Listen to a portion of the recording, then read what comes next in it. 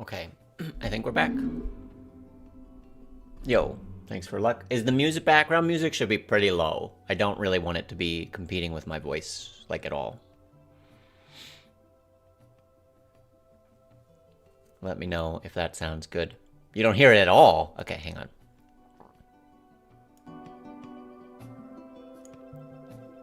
What about now?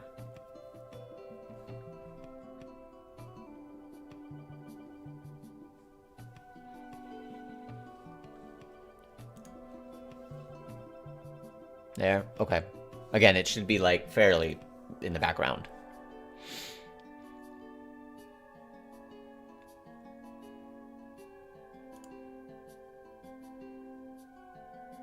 Okay, let's click this.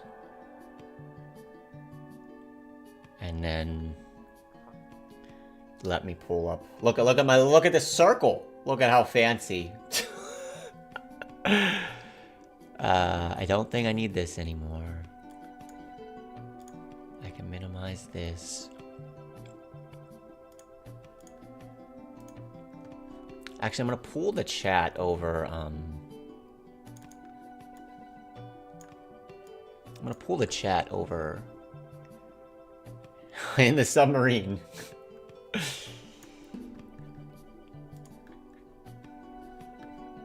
Let's move this over here so I can see better. If you guys are saying stuff, we'll get the YouTube one over here too. Okay, cool. Let's switch. Don't know why, but I love this annual stream.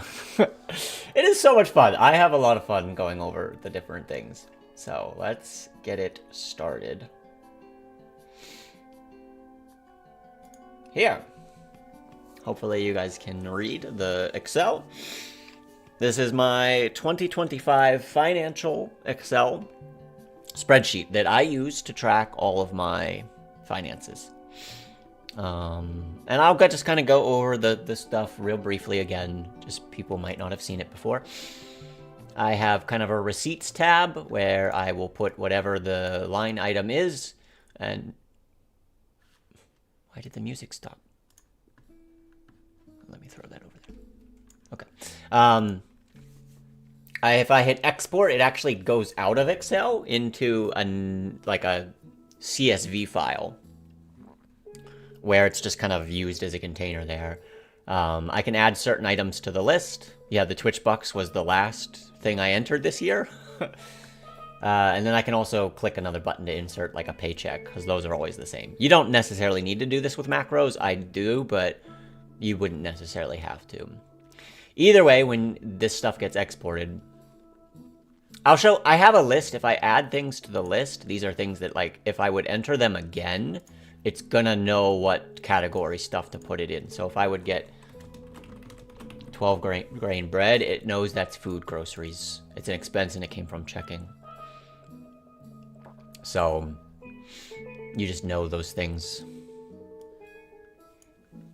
Just, it saves me a little bit of time if I get the same items. And then I have this button, which is my paycheck, which is basically almost the same or nearly the same, at least with the taxes. I think it's a little bit different, but if you set it up like this, I can just insert that, and I have all the same line items, so it saves a little bit of time as well, rather than enter that every single time I get a paycheck.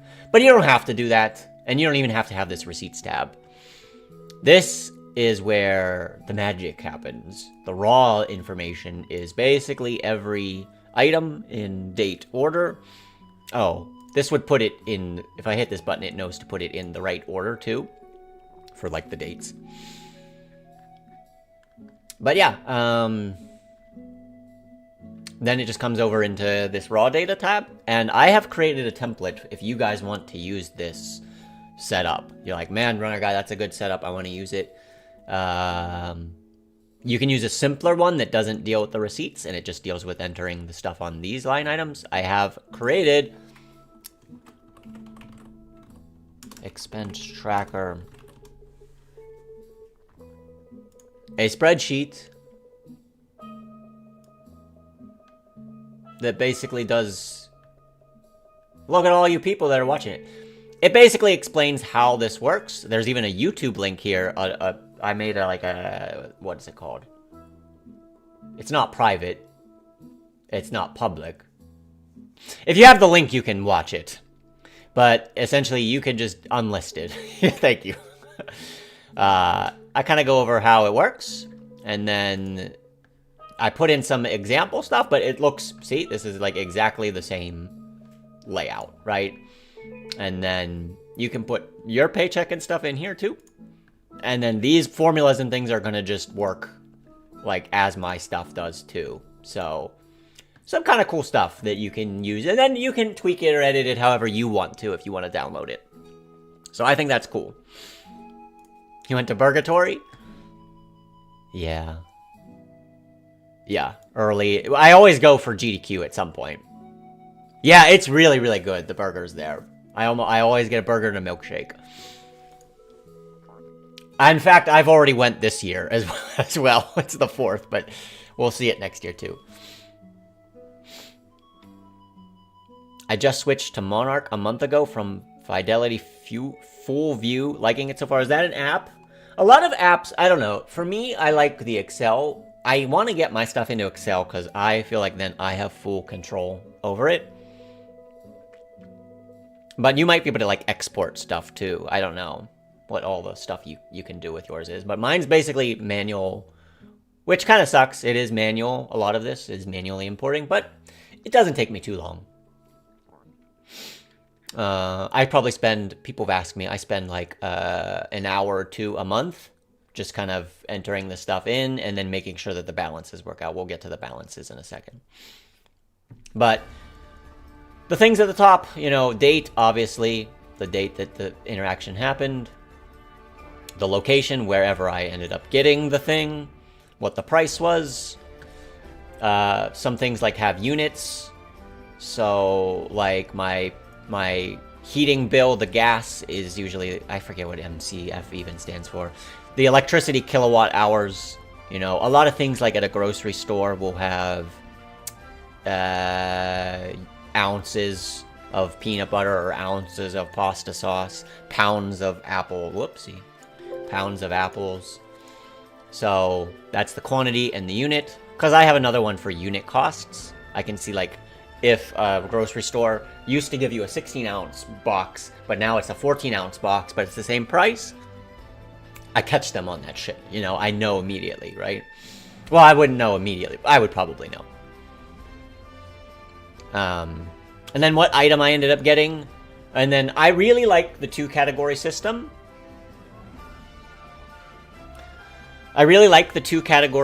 Yeah, we'll get into some of the unit costs later. We can look at them and see what has been inflated. I've been doing this type of tracking since 2020, so it was kind of like right before inflation kind of went crazy, but we'll have to see. We'll have to see what some of it is. But I really like this 2-category system. I can't say like this is how you should do it, but I have found it works really, really well for me, where you have your kind of category 1 main categories, and then the category 2s are like subcategories of the main categories. So if we would just filter real quick and just look at like food, for example, I have food that's dining and eating out. I have food that's specifically groceries. I have food that's specifically like snacks. I have, I think I have sweets too, like ice cream or candy. And then I have like, if I specifically went out just to have a drink of like alcohol or get a drink of whatever, I have those. Like those are the categories of food, right? If we would look at like transportation, we have insurance, parking, I rented a car, repair and inspection, you know, gasoline. So there's all kinds of, you know, transportation things too. So I really, this system works really, really well for me. And you'll see kind of how I use it in like some of these other charts and things later. But I have a column for whether the expense or whether the line item, not expense, is an income line item, an expense line item, or a lateral transfer of money. So, you know, incomes obviously are money I'm getting.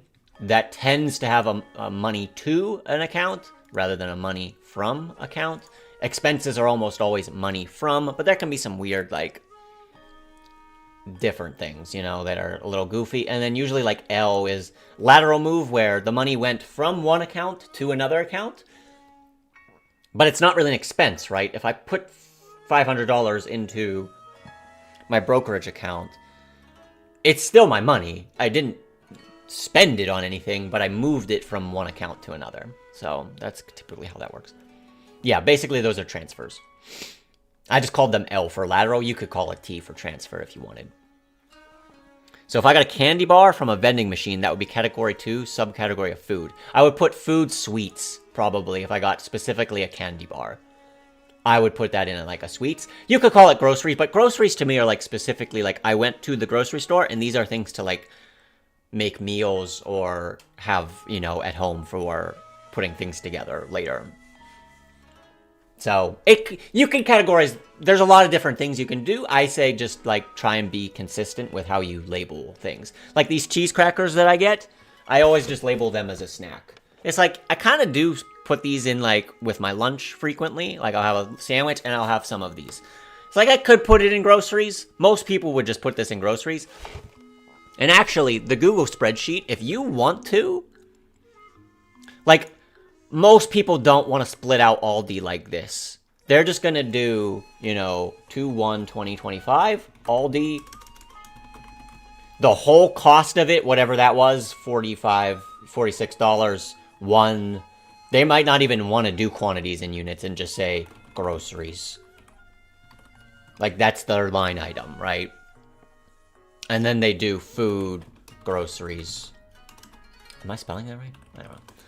You know, whatever. Like, you could eliminate these rows if you wanted to, if you don't care. So, you did that till the day you bought deodorant? Exactly. Like, there are things that I buy. It's like, this, I don't really want this to count as a grocery. Or like food even, right? Let me find.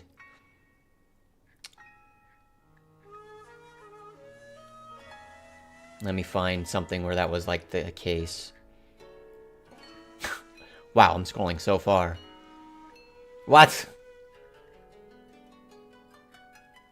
I'm definitely missing some, but...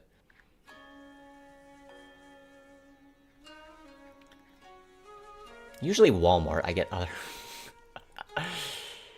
how are we... How?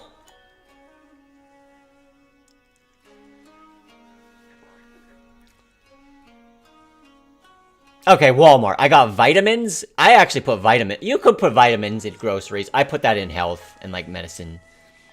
But here, like, I got shampoo. Shampoo's not grocery. Shampoo's not, you know. So it's kind of like, I want that to be separated. Yeah, true. I kind of like to separate the snacks and sweets of like, I don't need these snacks and sweets. I'm just getting them because I like them. I am targeting a kind of fire. We'll talk about that in probably an hour. But yes. So yeah, that's kind of how the two category system works. That's kind of how E, L, and I work here. And then where the money came from and where the money went to. These are different account names. So like a checking account, my Venmo. These are like sources of money. My PayPal, my Twitch bucks go directly to my PayPal. So yeah, that's kind of how this all works. Also, the way I set this up, you know, these are exported, like I said, into a CSV file. So this data is not actually here. Like, I wiped it out, but as soon as you refresh it, like, it's not part of the Excel spreadsheet, which means if I would ever move on from Excel, but I still want the data, I have all the raw data, right? If you download my spreadsheet, this one, and you actually, like, put information in here, yours is part of, like, it's part of this spreadsheet, so you can't necessarily do that. I have this as just, like, it's a container, which just works, it just works better for me to, if I would, I'm having some, like, future vision of maybe if I would do this differently without Excel in the future, I would still at least have all of the information, you know? Lists, again, these are just like, items that I get that are always going to pop when I put in the item. Basically, if I would put something like that I get a lot, the 12 grain bread, it knows that's food groceries. If I get toothpaste, it knows that's daily living and personal supplies, right? If I get something new, though, it's going to flag me and be like, you don't have this here yet. You need to make this a category or make this, you know, a new thing. And it kind of lets you, because there's some, like, toothpaste could go in, I call it personal supplies, but you'll see later, you could call that, like, I don't know, you could put that in health, right? That could be health stuff. But I wanted it to know, like, no, this is how you always categorize toothpaste. Because I don't want to categorize toothpaste one way and categorize toothpaste, like, a different way. You're tempting me? It's fun. And like I said, once you have this set up, this doesn't take me that long. It's like, I will say 2 hours a month. At the end of the month to, like, get it, balanced every month. Because every month I just have a thing over at the side of my desk that has the receipts of that month. And I just put it in a paperclip. And then I just will typically go through it and like do the entry on a lot of stuff. Or sometimes I'll do it right as I get the expense. It is a very good, it's not really a budget tool, but it's a fantastic tracking. It's great for tracking and actually finding out, like Blue Bob said, where you're maybe spending and you don't need to be spending. Or like you said, if you want to just see how much peanut butter I bought this year. This is a great tool for those types of things. But yeah, so the lists are just helping me save some time when I put them in there. I already showed you the paycheck. If you have other regular things, it's like I always get this thing with these 10 line items. You could, you know, use it and just copy it. Like, if you weren't doing the macros, you could just copy and, like, come down to the bottom. And it's like, okay, I gotta put my next paycheck in, boom, you know, and then just fill out the date or whatever. And then tweak. I always have to tweak the taxes a little. They're never exactly the same, but, you know, whatever. So that's how those tabs work. Then we start to get into some of the fun ones for me. Balances. This is one that I have set up. I take the previous year, so I will take, these are all of my accounts. I have cash, I have checking, I have savings, I have my 401k, I have my Roth, I added an HSA this year, my brokerage account. I put my ESOP in now because it's becoming, I never used to bother with this, but it's becoming like not insignificant. So I was like, I should probably add it. I have like 1,000 in Robinhood. I have a little bit in PayPal. My Venmo kind of fluctuates. I have a specific coin jar where I used to dump coins when I did more cash transactions. You can see that's changed like once this year. I added coins to it. I have separate coins that I keep. Those were like wheat pennies or like the pennies that were copper pennies, which I guess they're getting rid of the penny, right? I can melt those down and get the copper. Why I never bothered with that, like. And then I actually made a land purchase this year, and I didn't really know what to do with it, so I just made it its own category here. So, if I open up, give me a second.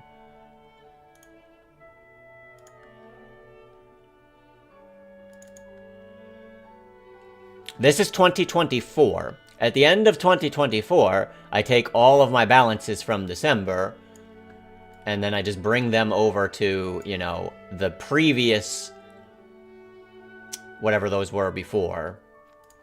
And then all of this math, January, February, if you have every month as the first, right? This is going to do the fancy calculations to grab from this and check if the month is within that month and then what the accounts are going to. So what I do here is I started 2025 with $1,007 in cash, and I ended January with $978 in cash. So at the end of January, this is what I do every month. At the end of January, I count my cash. If I don't have $978, I fucked up, right? I fucked up. Like, something is not calculating in here that should be, right? So usually, like, let's say I have $992. I will do like, okay, I know I have 992. am supposed to, or the cell says I should have 978. I made a $14 purchase somewhere, that's missing. Where did I make that $14 purchase? And then I'll go through, it's like, okay, I'll go through my receipts or I'll think about it. Sometimes it's like, especially the cash one, I don't always have like a written, how did my cash leave my hands? So I gotta be careful with the cash one in particular. Usually like the checking one is very easy because you see all of the things that changed in your checking. This is really impressive. Thank you. Thank you. I worked really hard on this. Just structurally, the setting up the spreadsheet was very intensive compared to what I used to do. I'll show you an old one that I used to use in a second, but I don't go personally the extra step of like paying with the credit card. You'll notice I don't have a credit card on here. My assumption is always I will pay it with a credit card, but it's going to be paid out of checking by the end of the month. You could, if you weren't always paying off your credit card balance, or you just wanted the extra step of, I'm paying this with the credit card, and then I'm going to, like, do the lateral from my credit card balance. You could have, like, a negative balance, or however you want to do it, moving it from the checking. I just don't. I don't go to that level of detail. I think it would be cool to do it. I just don't. So I just say that it comes from checking, even if it didn't really. And then I have a decent amount of savings. For me, that's well over 6 months of savings. So that was always my assumption, Blue Bob, is like, I'm never going to hold a balance. If I were holding certain loan balances, credit card balances, I would probably want to add that step. But for me, it's like that thing is definitely getting paid off. So I'm just kind of cutting out that step. And then my 401k, that's just what I put into my retirement account. Roth is just another form of retirement. HSA is another form of retirement that I now have this year. We actually switched our healthcare plan. You'll see it in a little bit. And I was able to get an HSA plan. I was like, let's start dumping money into that plan. That sounds like a good idea. Brokerage is like all of my extra post-tax dollars. So once I fill up all of these things, I still dump more into this one. This is, I don't really know fully what ESOP is, but I get a statement once a year from my company. We're a private company, but like we, I guess, have a share value. I don't want to speak on it too much, but it's a thing. And it finally got to the point where it's like, well, the statement this year was 40. And I'm like, that's not nothing. So I tracked back all the way to like, I don't even know what ESOP stands for. You could probably Google it real quick. Employee Stock Owner Plan. Okay. So I went all the way back to like 2014 or something. Let me see I started to put, when I first got it, it had like $500. I'm like, I don't really care. It's just going to be a bonus type thing, but I eventually was like, yeah, I went and added it to all of the years now, and I get one statement a year, so it's always going to just change in January and it might be like September when I get that, but I always just put it for like the year, whatever. I just wanted to get it in here. I clearly haven't fucked around on Robinhood.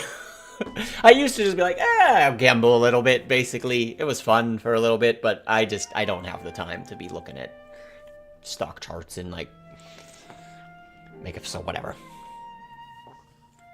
I rent still, so I don't have any property value. If I did, I would probably add a house or some other thing in here, too. But yeah, I currently am still just renting.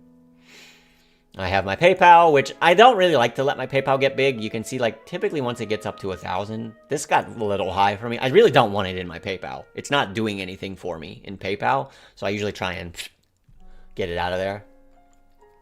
PayPal just seems like it's also the most likely to be compromised to me. So, of all of these things.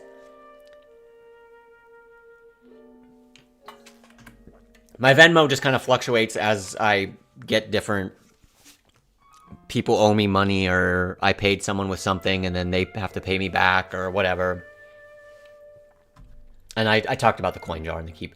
The land, I bought an acre and a half of just like forested land in Pennsylvania this year for $6,100. And I didn't really want to call that an expense.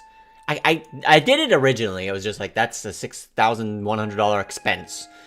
But it's not really. It's like that land has value. So right now I'm just going to call it 6,100, and I'll probably just always call it 6,100 until I would sell it. Although I don't know if I'll ever sell it, but at least it has some. Yeah, it contributes to a net vote. It has value. I don't have like you could do like your car if you wanted to try and track how your car is depreciating over time. To me, I bought my car, it's an expense, and then I'm just gonna, if I sell it for anything, I don't know, maybe I would just do that as like a negative expense type of, I'm not sure. I haven't really thought about my car, selling my car that much yet, but,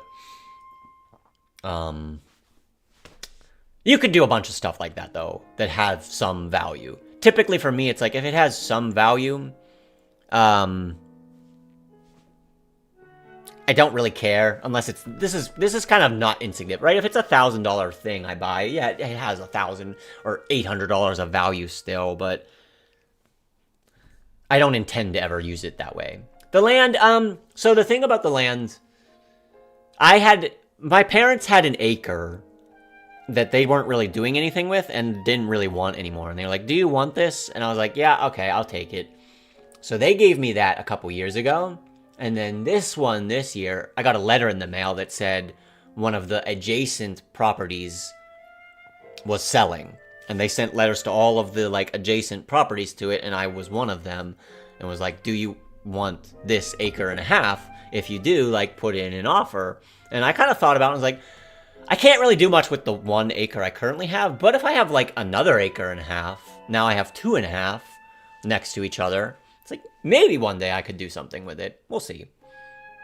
But I just thought, I'll put in something. That's why it's like, I play this game where I'm like, I would hate myself if I put in like 5,000 or 6,000 and someone came back and was like, you didn't bid enough. Someone else had 6,000 or whatever. So I was like, 6,100. That'll get them.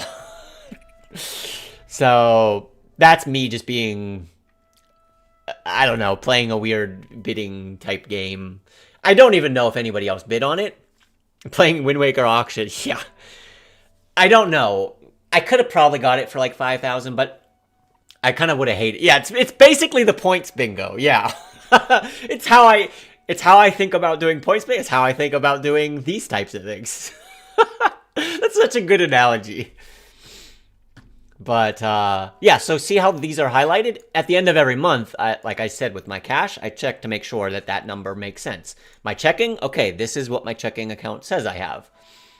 My savings, this is what my savings account says I have. And I highlight them all. I kind of do that every month at the end of the month. And that just makes sure that, like, there wasn't some unknown charge to anything I was doing, or I'm not missing anything. Like, I make sure that we're in line, right? This is a really good tab to make sure you're in line. But then it also is nice to see how your accounts are changing over time. Because then I just do the total, you know, the sum of all of the accounts. And then I can see how that's changed every month. And then I have a, you know, how much it has changed every month. So in January here, we gained like 38,000. The market was really bad in March, so we lost 40,000. And then this number, you know, is all of the changes of the year. And then this number, you know, is our basically net worth. And look at that, we are a millionaire. Woo! I was thinking there was an outside chance I would do that this year, because we started, you know, with 875. And it wasn't looking great. It wasn't looking great in March, you know. But then it just, we just went on a roll. Huge milestone. Yeah, and it's almost at 1.1. Yo, thanks. This is Fizz for the Prime Gaming. You definitely saw that I was a millionaire and were like, you know what that guy needs? More money.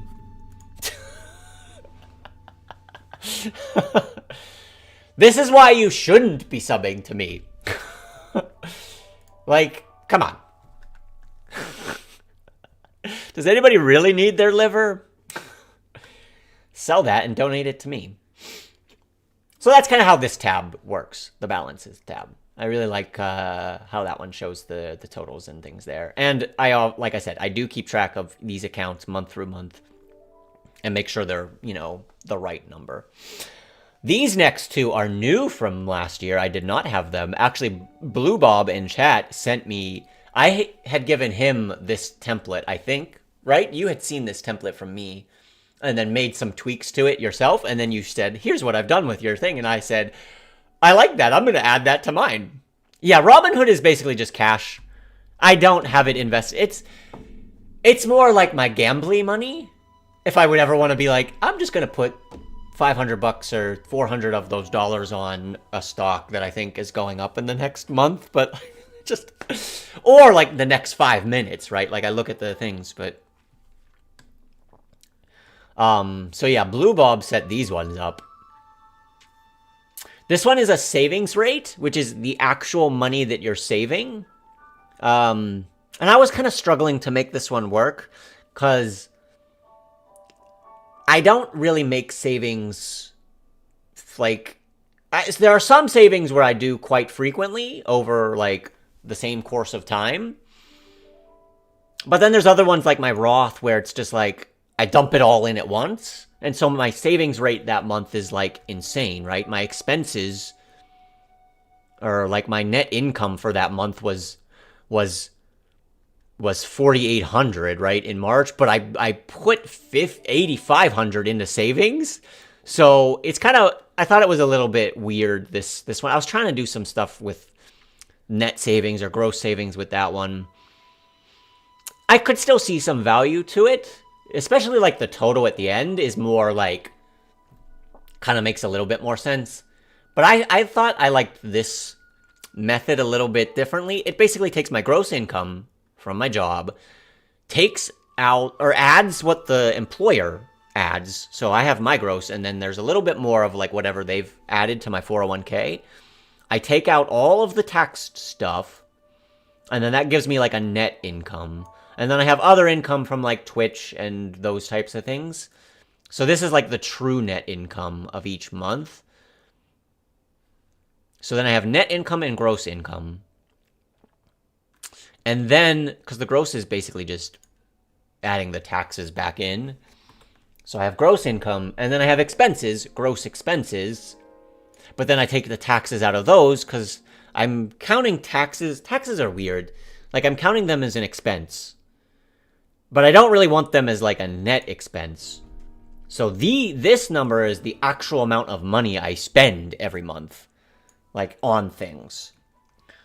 So from there, basically, how do I describe what these three numbers? Essentially, I have. Give me a. Like I have a pie chart, right? Nice circle, dude. And there's essentially this is all of my money, all of the gross money that I get, right? And that's going to be split into like 3 things. Let's say something like that, right? I have 3 things. One of them is going to be the taxes. Boom. Immediately I'm getting taxed. One of them is going to be what I actually spend, right? So that's the money I spend. My taxes and the money I spend. Everything else has to be savings, right? There's no other categories. There's no other things it can be. So everything else has to be savings. So that's kind of how this calculation is setting up. It's like I have my net expenses, which is like my total gross. You know, the net expenses is 29,000 of that. The tax rate is going to be this 24,000. Everything else is just, why did I do it that way? It's really just these 100 minus these other 2. So that's kind of the true gross savings. Some of that's going to Roth, some of that's going to 401k, some of that's going to brokerage, some of that might just be going to savings account. But that's kind of how this one works. There's like three, and those three pieces are always going to be the total pie, right? Your savings, your taxes, and your expenses. Because there's nothing left. The rest has to be savings. And then I tried to do like a net savings. I don't know. It means a little bit. I don't know what it means necessarily. What 67% of what? It's like the 88, but what's the 88? The 88 is like taking out the taxes only. And then I have net expenses, which is also taking out the taxes. Taxes are just weird. So I just wanted my taxes to be their own thing. And I'm fine looking at the gross. Nice savings rate. Are you on that FIRE journey? Yes, we are. We'll talk about it a little bit more later, but yeah. Within those accounts, yeah, almost all of these accounts. Savings is just savings, obviously. 401k, that's almost all index funds. Roth, those are index funds. Mutual funds. HSA, I haven't actually done anything with my HSA yet. I think I needed at least 1,000 to do it, and I kind of just got lost of what I was doing there. But I'll get that in something soon. Brokerage is all index funds too. Like, none of this is risky. None of this is speculative. No, it's boring. Like, yeah, I could have said, oh, yeah, I totally got to $1 million because I was super sharp and knew how to play the stock market and bought some Bitcoin in 2012. But, like,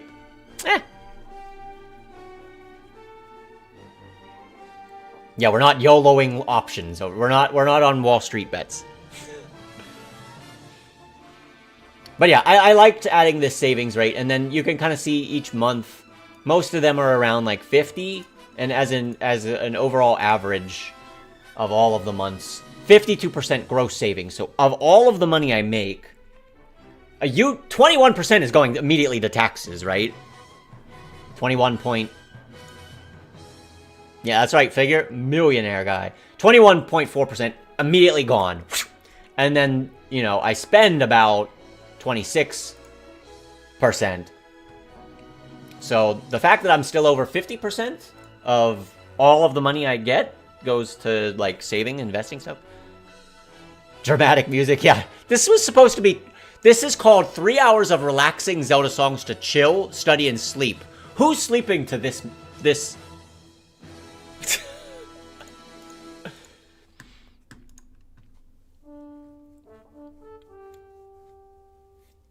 Now this one, this is chill.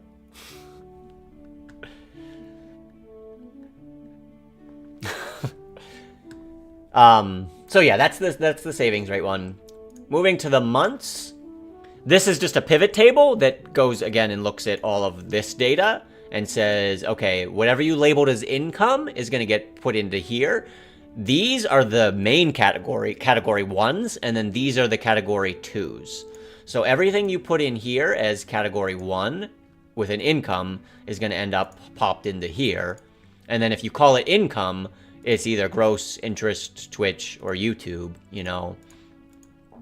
And so this is done, this isn't even formulas, this is just a pivot table. I don't know how familiar people are with like those, but I experimented with them a little bit. It's just another way to like look month to month at all of, you know, the incomes here. So you could see like this is gross from my engineering job, and that's pretty consistent across all of the board. July being more and December being more because those were triple pay months. I got 3 paychecks in those months. We get paid every 2 Tuesdays, every other Tuesday. That just happened to have 3 Tuesdays that I got a paycheck. So yeah, those end up being more. And then December even a little bit more because I think I got a bonus as well. So you can see my Twitch dollars here. Typically around like 120-ish, maybe average. 1,400 a month or a year. Huge Twitch dollars. We're making bank, guys. Full-time streamer soon. Let me see what 2024's was. I think it was less. Yeah, I barely cracked 1,000 on Twitch last year. Growth.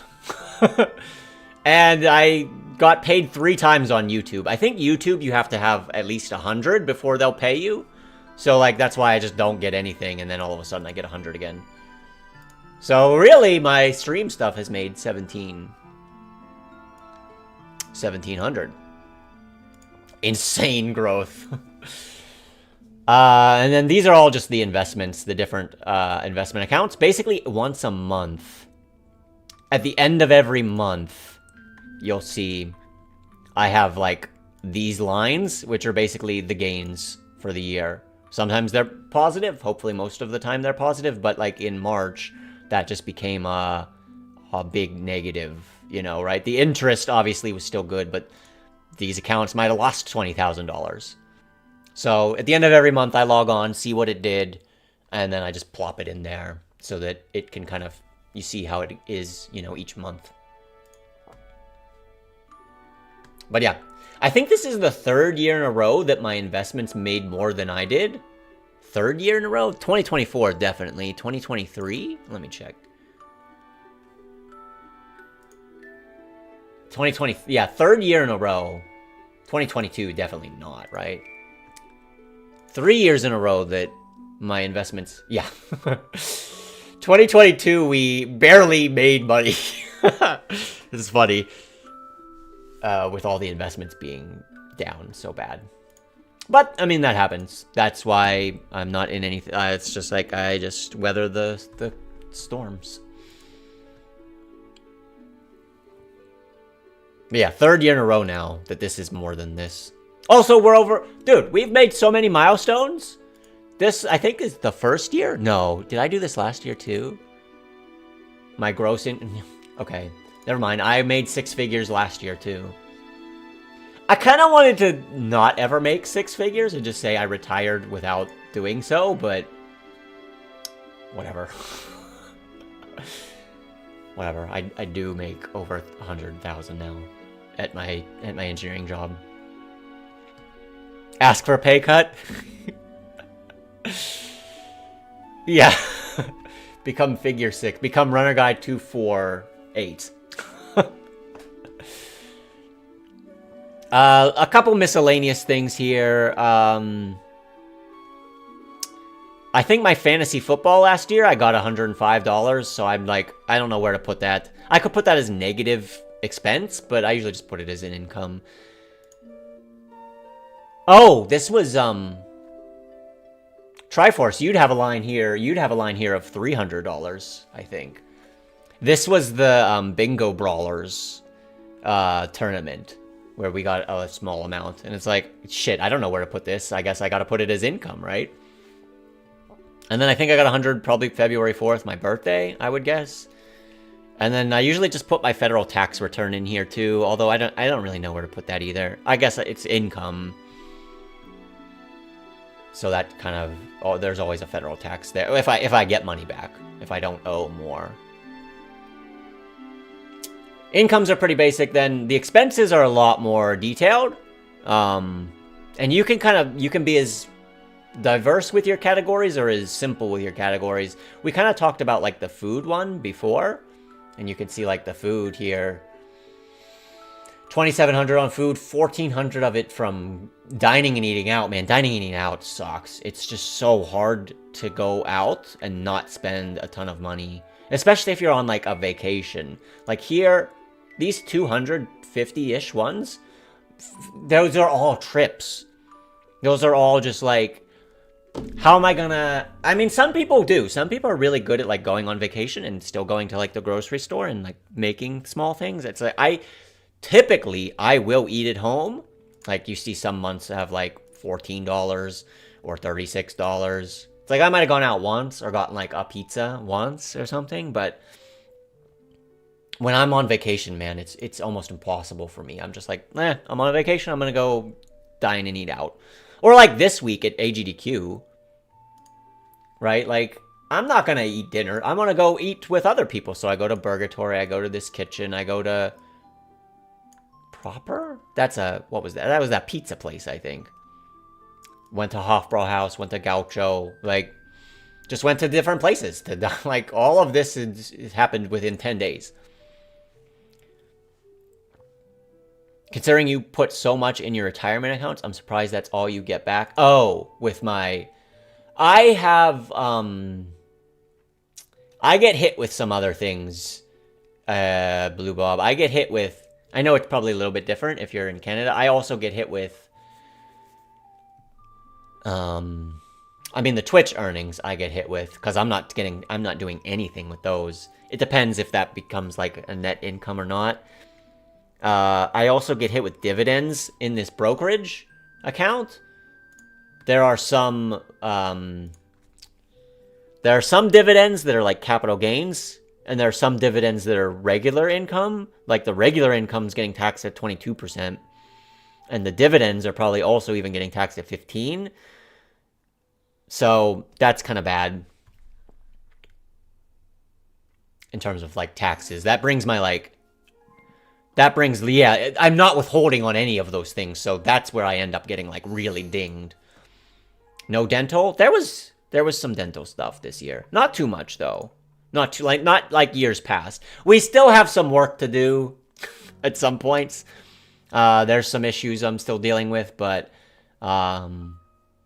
it wasn't too bad this year.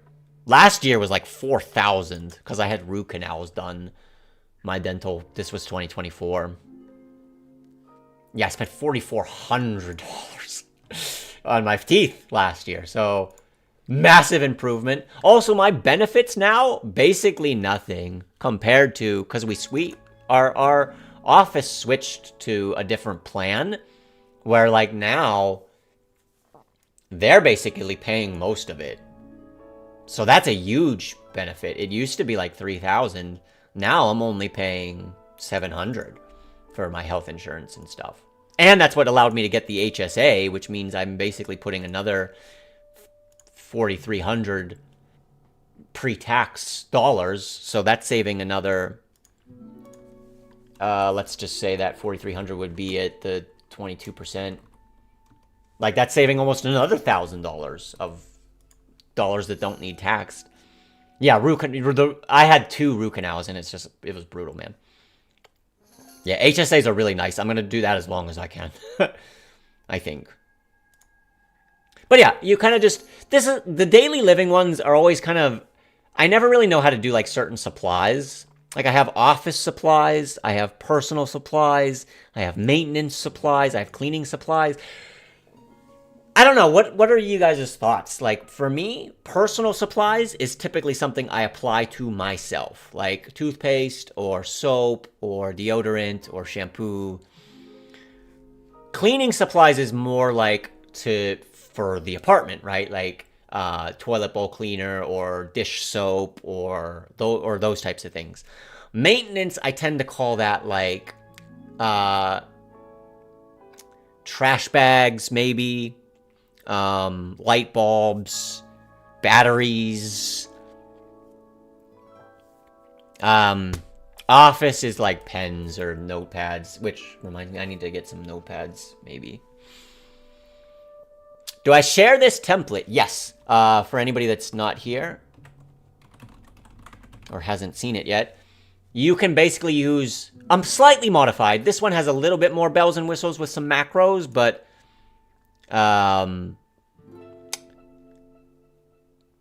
you basically enter the actual information in here, or you can tweak it however you want to tweak it. In that spreadsheet, I'll pull it up again. I do have kind of a how to use and like what these mean, and I have a YouTube video, like an unlisted video that goes over demonstrating it. So you can do that on your own time whenever you want. If you want to do it, you can just file download, boom, you know, and save it, and use it however you want, you know. 168 on alcohol is insane. As high or low?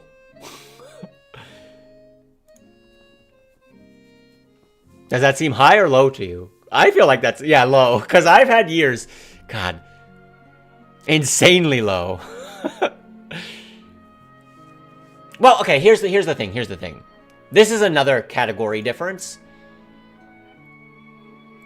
Oh shit, I didn't drink. I had dry January last year. Let me find one.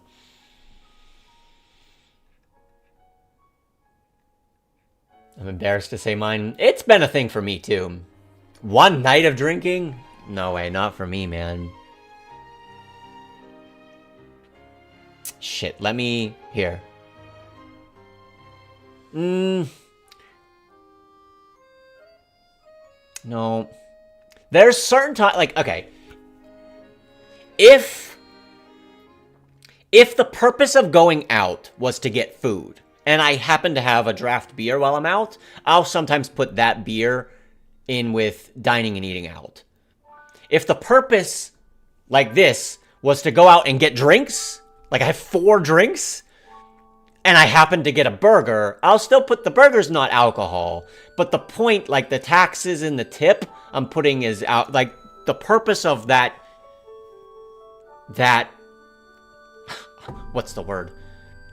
Outing? That the purpose of that outing was to drink. So I'm putting that drink, but I'm trying to find one where like, I might have gone out.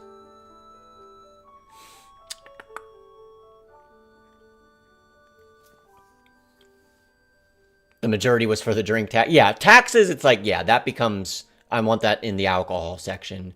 Dude, did I never go out? What the hell? And get like one drink? It happens. There's times where it's like, the purpose of going out was to actually eat. Like, we were hungry. And I saw a draft I liked, and I got it. It's like, I'll put that in with dining and eating out sometimes. Yeah, that's just not, it's not happening. There are instances where I'll put it that way, but... Yeah, definitely homebody, definitely. Personal supplies, hygiene. That's kind of, I kind of agree there. Maintenance is home improvement. Sometimes I have like a home improvement. Yeah, usually maintenance I would probably put in here. I think we're probably in agreement, remove beta. Because cleaning supplies for me is like toilet bowl cleaner, paper towels, dishwasher, like the tablets I put in there, or like the dish soap at the sink. But like maintenance, I'm putting like batteries, light bulbs, maybe trash cans, right? Rent? My rent's not too bad, actually. It could be if you ever moved here, figure, and you wanted to split rent. If I were on $500 rent, I would be living like a king, man. That would immediately cut $6,000 off of my expenses, which is already like one of my biggest expenses. Entertainment tends to fluctuate. I think I did pretty good on my computer shit. There's some fucking years. Yeah, I understand. I'm just messing with you. There are some years, I swear, this motherfucking computer shit.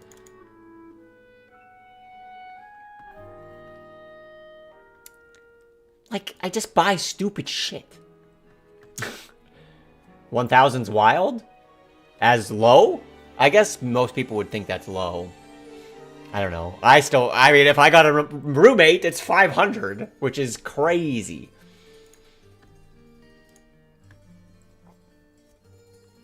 The Twitch bucks do need to go somewhere. Yeah. Sports, TVs. This is Netflix, I think. And it went up. It was half of it. I split it with my sister. It is 2 bedrooms. It's like 2.5 bedrooms, actually. Because this room I'm using as just a stream room could be a bedroom. RGCon, when we had RGCon, there were 8 of us here. And, like, yeah, some people are, like, on an air mattress on the floor. I have a futon downstairs, like... It's not a small apartment. It's a huge apartment. I never did, like, a tour. I used to show you guys my apartments, and I don't think I've ever shown you guys this one. 2 floors? 4 floors, including the basement.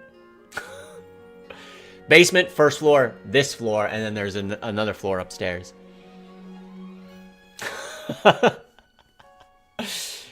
I mean, you can't really do much in the basement, but... Moving is hard. Moving is really hard, yeah.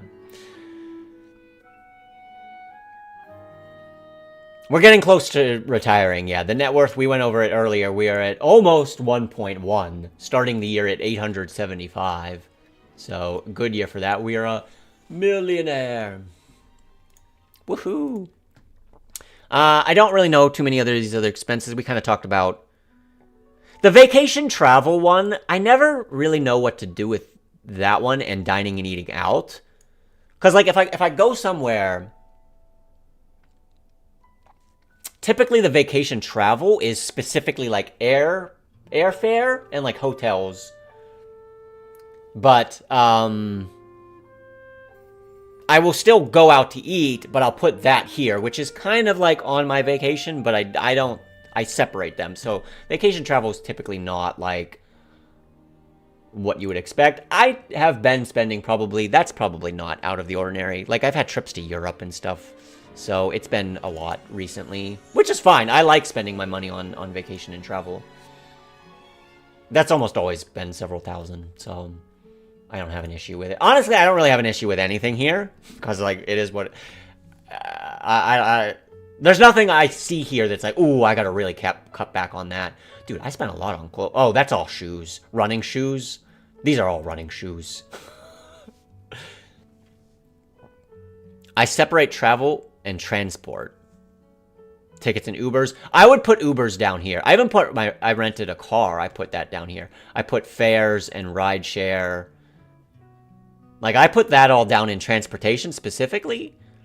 The travel is almost specifically, like, airlines and hotels.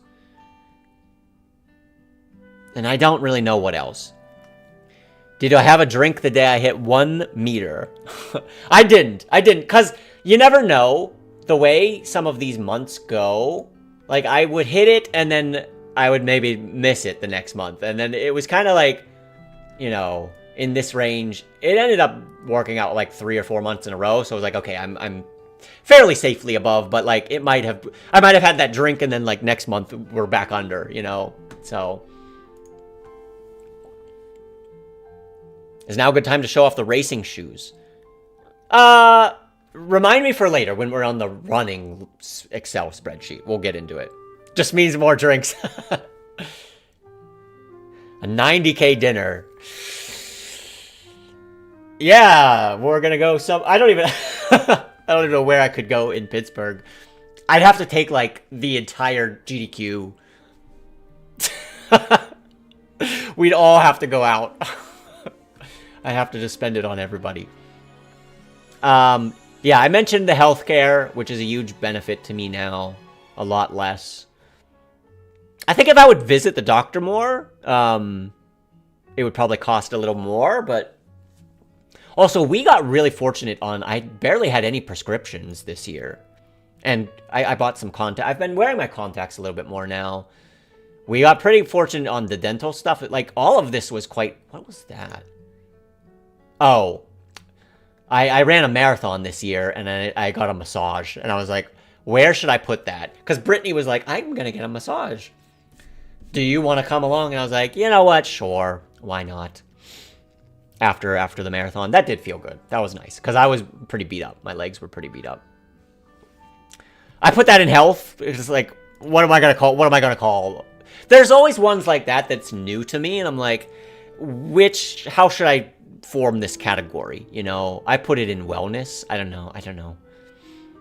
Like, it's for your benefit, but it's not like, it's not medicine.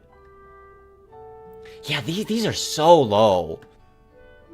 Oddities? I mean, you could have, like, a miscellaneous. Like, look at 2024. Health was what in this one?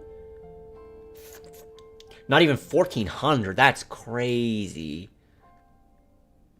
8,000. Well, I mean, yeah, we got really, really dinged on a lot of things there. Yeah, I try and avoid miscellaneous things. I agree. It can kind of become like, what is this? Miscellaneous. What is this? Miscellaneous. And then it's kind of like, you have enough things in there that's not ideal. So, transportation. I don't spend that much on gas. My insurance... God, my insurance kind of just sucks. I mean, it's okay. I guess that's like roughly $100 a month. I pay by mile because I don't drive that much.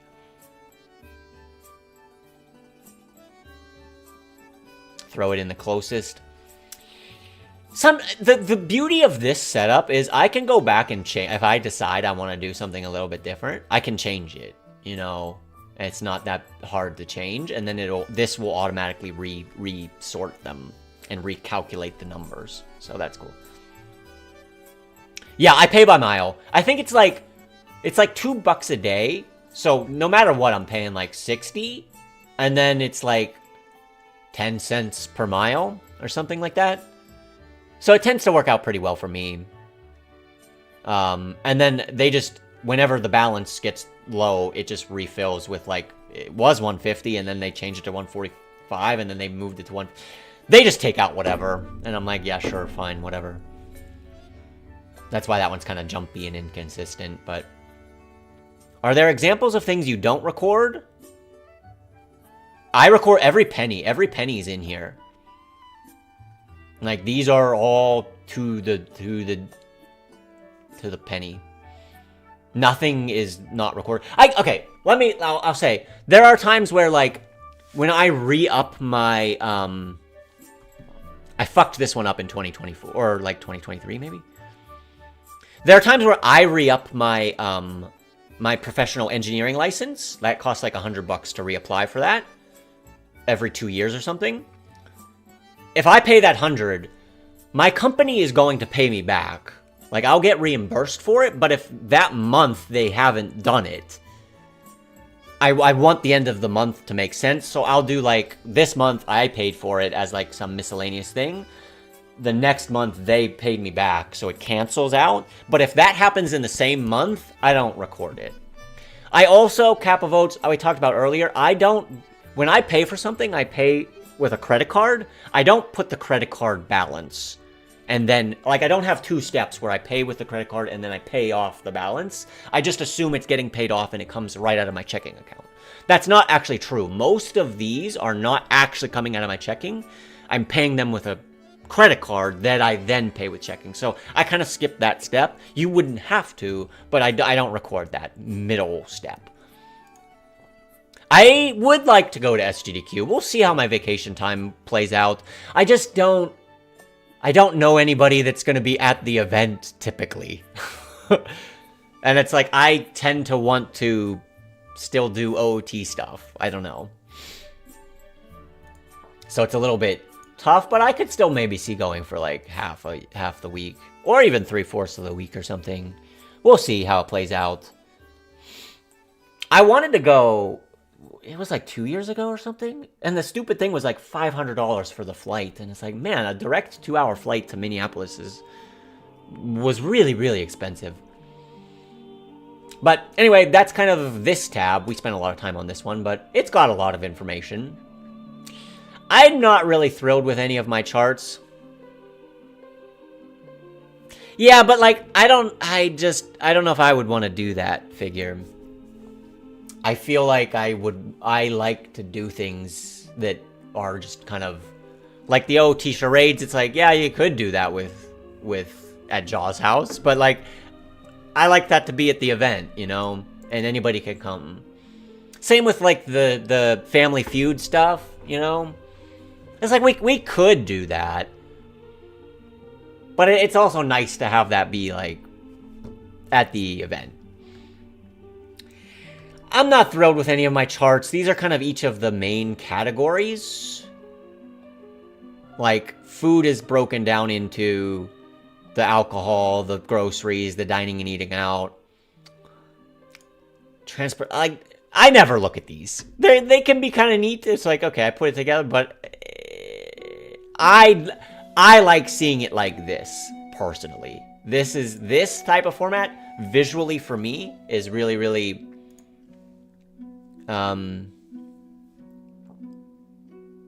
Also, yeah, I mean, I don't know. I'm more of a this type of viewer rather than this type of viewer. But some people, like, this is how they like to look at information, but... Yeah, I've tried to make these good. Yeah, I'm interested, Figure, for sure. I'm interested. Also, I mean, I've met a bunch of... The thing about going to the GDQs now, like, there are people that are still playing OOT. And it's like, I like doing bingos and I like doing, well, you know, wacky stuff. So, that's been fun, too. These, monthly net, like, balances... This just basically follows the market, which doesn't really show me much. Yeah, did I actually lose $40,000 in March? I mean, net worth-wise I did, but that's not really what I, like, spent. This is kind of more like the money I had and versus the money I spent. So it doesn't include any of the markets, which is kind of like, okay, you can kind of see my savings is roughly like $5,000 a month or something type of thing. I don't even know what the hell I'm trying to do here. Like, I guess you can see how these move throughout the year. Rent is just going to be a straight line, right? April perfectly balanced. Ha! Wow. I mean, I'm sure it's something. What is April? Yeah, wow. That's crazy. Pretty balanced. I mean, it's still... the scale of the other ones is skewing it so much, but it is quite balanced in April. I don't know, like gasoline. None of these are really that interesting. It's like you kind of just have, I have periods of nothing and then I buy something, or it tends to be like, this is just, a constant. Like, I don't even know what would be interesting here. But you can do it, whatever. Like, and then this one was like the category 1 stuff. Food, fairly consistent. Health tends to be more jumpy. I don't know. I tried to make some charts, and I don't really like any of my charts. Okay, this one I like a lot. I need to add another year to it. If I want to see what my 12 grain bread costs over time, I can click this button, and it's going to go through very quickly. I might add. Good coding. I'm an amazing programmer. I guess it's not instant, but... it's going to show all of the times that I got 12 grain bread, the date I got them, where I got them, what price I had, and what my unit, you know, cost, quantity and units are. So it's going to give me a unit cost. So I can see how this bread has changed over time in terms of like the units. And you can see like here in 2020, it was 0.074 cents per ounce, basically. And when I got it at Walmart, why the fuck would you ever shop at Walmart? It was like almost twice as expensive. And then all the Aldi, 0.72, 0.72. It was 0.729 forever. And then we had the climb. 0.77, 0.87, very quickly. Like within a year, it's like 0.9, 0.99, over 10 cents. Where are we at now? 10.7. 10.3. The last several, I might have got a discount here or whatever, but it seems like that's what bread is, right? I've talked about this before too. Before like 2021, 2022, people always talked about inflation, and I'm like, oh, well, there's an average of like 2 or 3%, 2% inflation a year. And I'm like, what the hell are you guys talking about, right? If I come to 2020, no, what is this? The bread sells in 24-ounce things. So if I would divide this by 3, a loaf of bread cost $1.79 in 2020. Even a little bit later, too. Like, what was it here? Divided by 4. 175. 175, 179. From... When did I start getting this bread at Aldi? 2015? This is how my spreadsheet used to be, the yearly one. I would do each month was a tab at the bottom, and I kind of had the incomes, the receipts. This was ugly, and I would do like, okay, groceries was like all of these numbers. Just like, it was okay. I had my, this basically became this, right? It's the same thing. And I would do a little yellow tab when it check that one off. Okay, that previous and current, previous and current. And then every month it's like previous and current. Well, that's all this is doing, right? Previous and current. It's formatted so much better. Like this was my first try at it, okay? I got out of college, I got my engineering job, I moved out of my parents after like a couple of months, right? And it's like, how am I gonna do this stuff, tracking stuff? I knew I wanted something, and I think this was a template I found online. Yeah, the $6 in like the coin, I mean the coin jars just never, it used to change. I used to pick up pennies and things on the ground and just like miscellaneous income. I found some coins. I tend to not do that anymore, but okay, let me see if I can find that bread. Get that bread. Where's the bread? Not in this month. Aldi, was I going to Aldi yet? 15? I should have been. Yeah. Okay, did I get bread? Damn it, why would I get the wheat bread? Where's the 12 grain bread? There it is. Okay, what did it cost me back then? $1.79 in 2015. So for like 7 years, my bread was $1.79. So I was always like, what inflation? What are people talking about? Of course, now that bread is...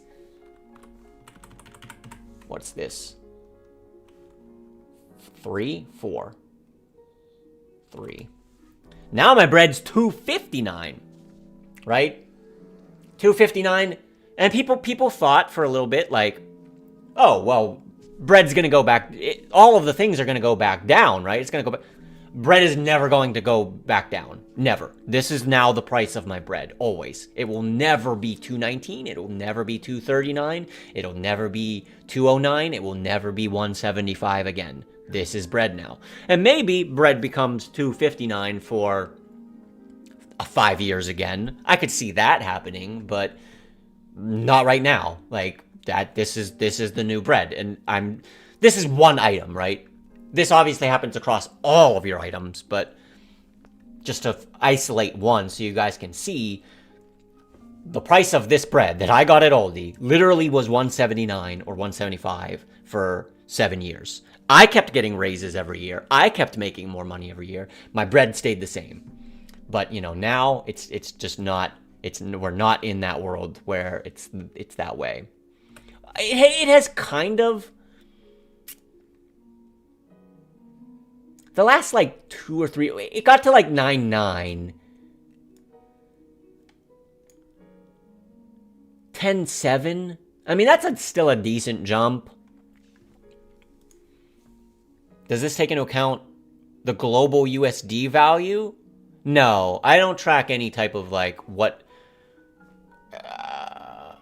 The only time I've ever had to deal with that is when I've been in Europe and I've, like, made purchases in Europe, but...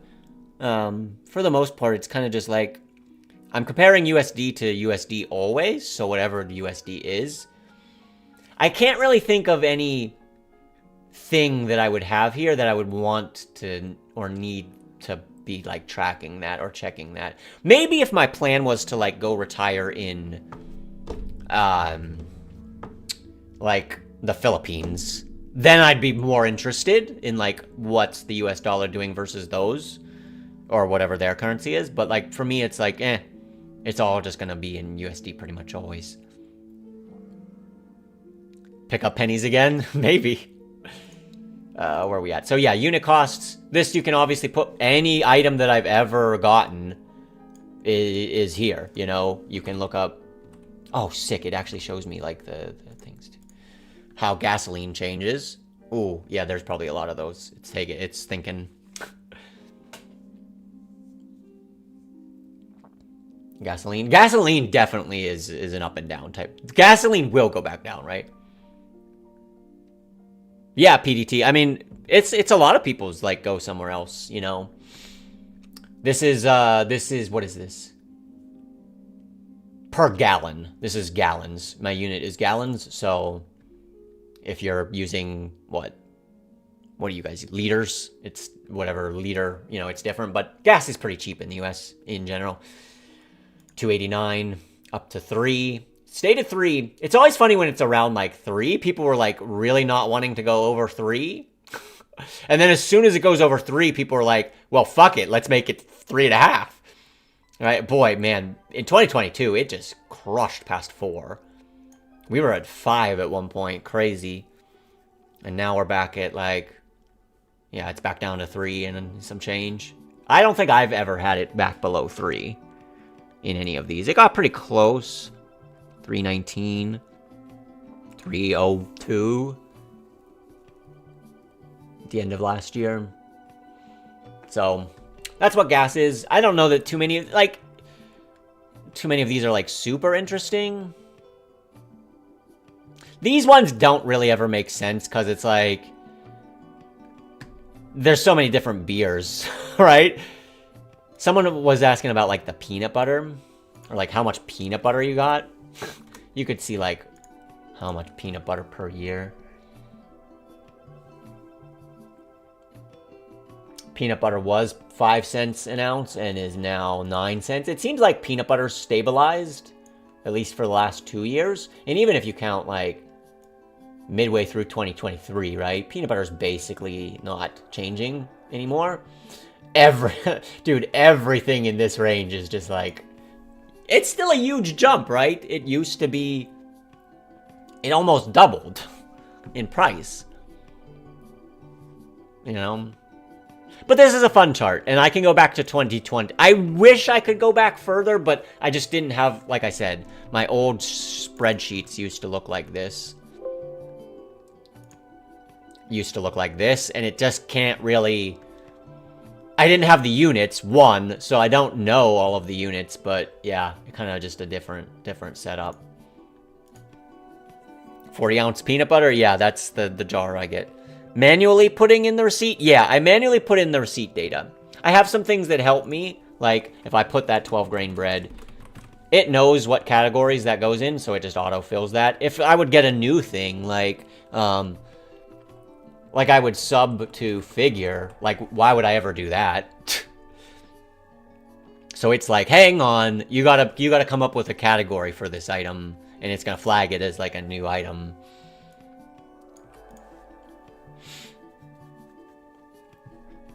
But yeah, I've estimated I tend to average about, I would say, 2 hours a month doing this, getting the data in, and then all of the spreadsheets just do the rest of the math and things. That's all set up. Like, all of these tables and charts and things are set up. And probably most of the time isn't actually data entry. It's when I fuck up and I'm off by... my checking doesn't quite match this number in May. If I go and look at my thing in May and it doesn't add up to this number, 7,007, it's like, shit, I gotta go find what expense I missed. That tends to cost me more of the time. Okay, so that's that spreadsheet, or that sheet. The yearly expenses is a really cool one because you can kind of see, basically it's instead of going month by month, we're just taking this number, the grand total number, and going year by year. And you can see before 2020, again, I did things differently. I kind of did my net income. So the sums here are the same. Outside of, I wanted to take the car out of 2015 because it's kind of just very much skewing 2015 to get a better sense. But I mean, you do need a car, so if you really wanted to like calculate, you could spread out the car over multiple years rather than unload it in one. Obviously, I just unloaded it in one. But, and then after 2020, the total expenses is kind of not really what I'm actually spending because of all my income taxes. Like, this is federal income tax, this is state income tax, this is Social Security, this is Medicare. So really, this is the amount I spent in 2025. 29,523 was the things that I bought. And that tracks with these 29,523. I actually always make sure that these are all, wherever this number is popping, it needs to be the same on how I've calculated it. And that's another check too for a lot of those things. But yeah.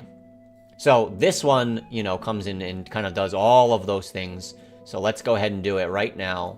I will run my macro on this one.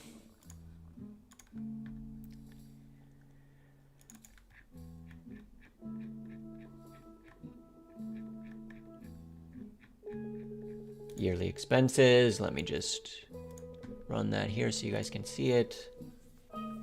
I should tell it to not redo all the other ones that it's already done, but I kind of, if I would change category names, I might want it to redo how it does those. Look at this math. Look at this professional coder.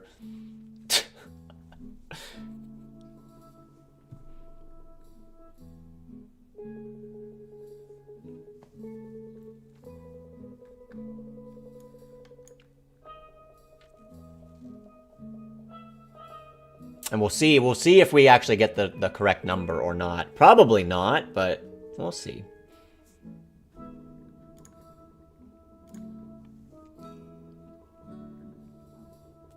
Yeah, I really like this one because I don't have to do any work to like figure these out or paste them in here or whatever. I've actually, because I remember, like, I basically was starting in 2020 with this format, but I have backtracked it all of these other years now because of the use of this macro. So let me see.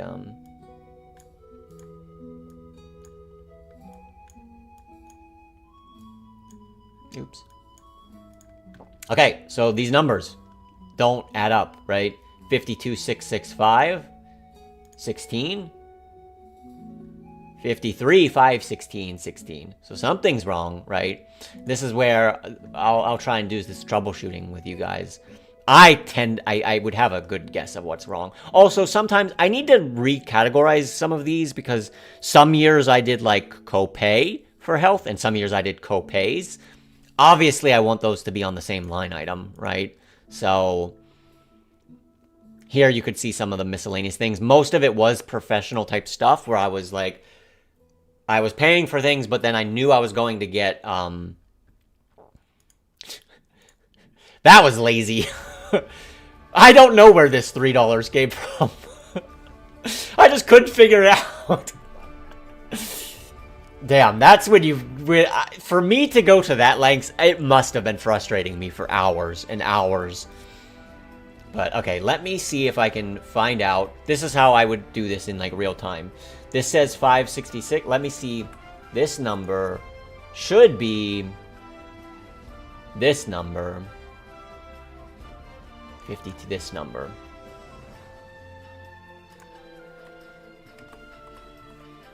So I'm $851 off. Is there anything here specifically that's $851? That's usually the first thing I do. None of these are $851. Usually when these are off, the macro goes straight to the raw data sheet. The macro actually grabs,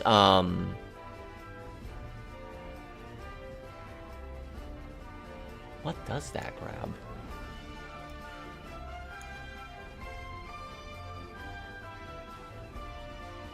No, it actually opens up the raw it'll open up like this file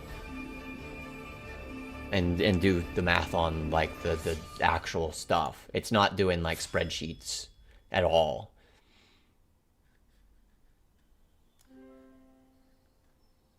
Okay, hang on.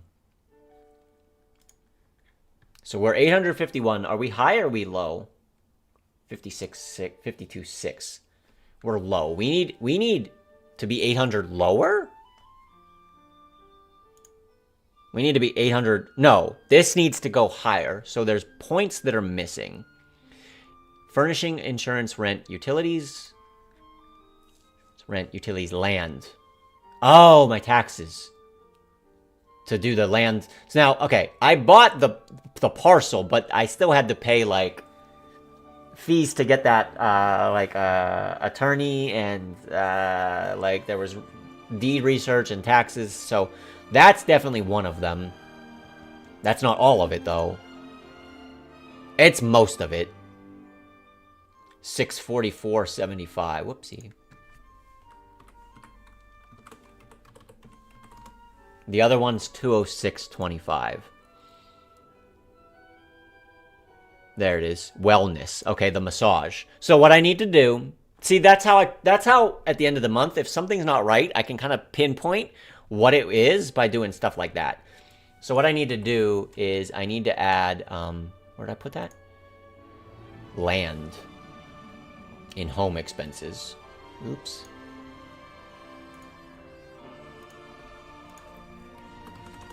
And the other one was health, wellness.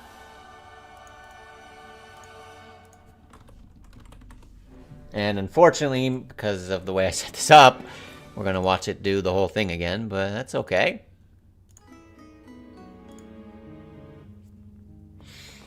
It's pretty fast. Somewhat fast. I mean, for 10 years of data, 12 years of data. Now it should match. Right, I added the categories it needed. I could probably also make the macro add the categories itself, if it doesn't find it, but I feel like it's a macro for me, so if I know what the issues typically are with it, that's good programming, right?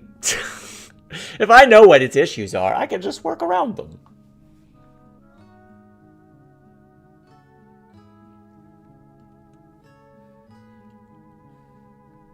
Why would I spend the time to fix it when I can just fix it here?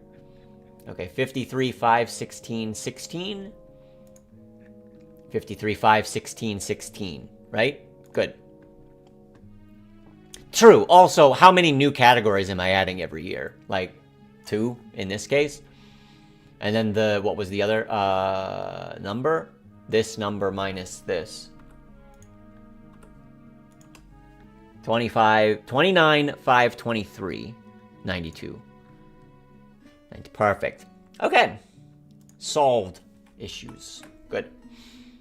So this gives you a breakdown of, basically, this is the amount I've spent every year. Again, minus 2015 has a car. How you would want to split... the problem with me is I'm never going to pay a car over like 5 years. I'm just going to be like, I'm buying it, right? So there's going to always be some year in the future where it's like the expenses is way larger. You could balance this 18,000 over, let's just call it 10 years, right? That's put an extra 1,800 into all of these, and then I'm already starting, put another 1,800 into my next car, or maybe 2,300 in my next car, whatever. So it is a little skewed that it doesn't have any car payments throughout the years, and I'm kind of lumping them out of this one. But you can see my expenses over the years. More than a decade ago, we were spending like 18,000 a year. Yeah, this is more how I actually spend money year to year. And it's like, okay, yeah, there's going to be some years that have like a root canal and you're going to get burned by 4,000, but 18 is so much. 18,000 is just so atypical. 18,000, 20,000, 21,000, again, without the car. 20,000. So we're kind of around 20,000 here. 2017, start to spend a little bit more. 24. These 2 years, man, pre-COVID, I was going a little crazy. 30,000 for those years? And again, this was like way before inflation. The bulk of it being like dumbass computer shit. Actually, not that much computer shit. A lot of vacation, a lot of traveling, a lot of dining and eating out. Right? It's vacations and dining and eating out. I was going on a lot of trips. I think in like 2019, I was in like 5 places. I went to 5 trips, including like Hawaii. So then, I'd be curious, like, if people's expenses didn't drop in 2020, what were they doing? Like, how could you have spent more? I guess, like, my activities of travel and dining and eating out basically go dead. Like, they were gone. But look at the drop, 29, 30. Then we go to 25. Then we go to 22. And then we're back at 24. Like, these... my vacation and travel here is like, yeah, look at these. Like, I didn't go anywhere in 2022. Like, actually zero. Dining and eating out, 200 and 500 versus thousands. I don't know. But even with the inflation now, okay, it's like once we got back to 2023, well, guess what also came back? Vacation and travel. Here's $3,000 more. Here you doubled the eating out again. So these three, I mean, 2024 was the most, right, I had ever spent in a year. Again, outside of the car. But 2025, we got it back under 30, which we hadn't seen in several years, which is kind of crazy that,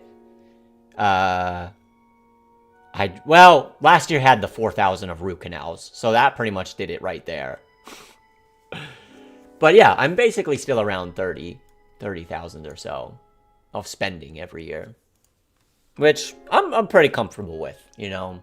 Even if that goes up to like 35 in this case, or even like, yeah, around 35, I think would be the point where I would probably be like, maybe I need to cut back. Like this was 2020 was a pretty good wake up call for me to be like, this is a little crazy compared to where I'm at now with everything being so much more. We saw the bread, right? The fact that I'm spending less now than in 2019 is, I think very few people are doing that. Very few people have years like this that are still under their like pre-COVID years.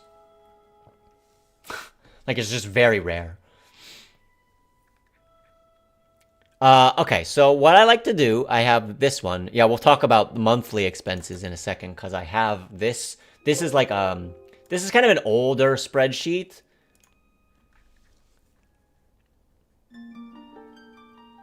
That I've just kind of kept updating so you can see the formatting is different. I put this number, right, this 29, 523, 92, and we get a monthly expense divided by 12, and I've put those here as well. Wait, will it just let me drag it, please? Thank you. There we are. So that's our average monthly spending. From 2013. 2012 was an incomplete year. I didn't get my engineering job till like April, so I didn't really have this set up for full years till 2013. So 2013 is basically the start. I was doing some other weird shit with macros here. These don't really matter. These are what matter. And then I've got the savings rate, which is new. Gross tax net. Gross tax net. Just grab those.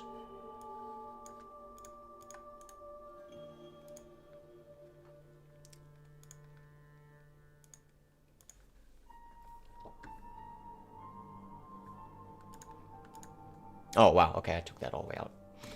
So this is kind of how those work. I should probably make this bigger.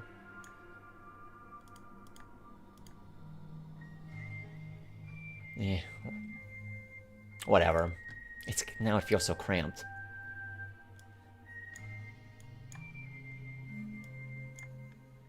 Okay, whatever. So here we see, you know, my gross savings rate.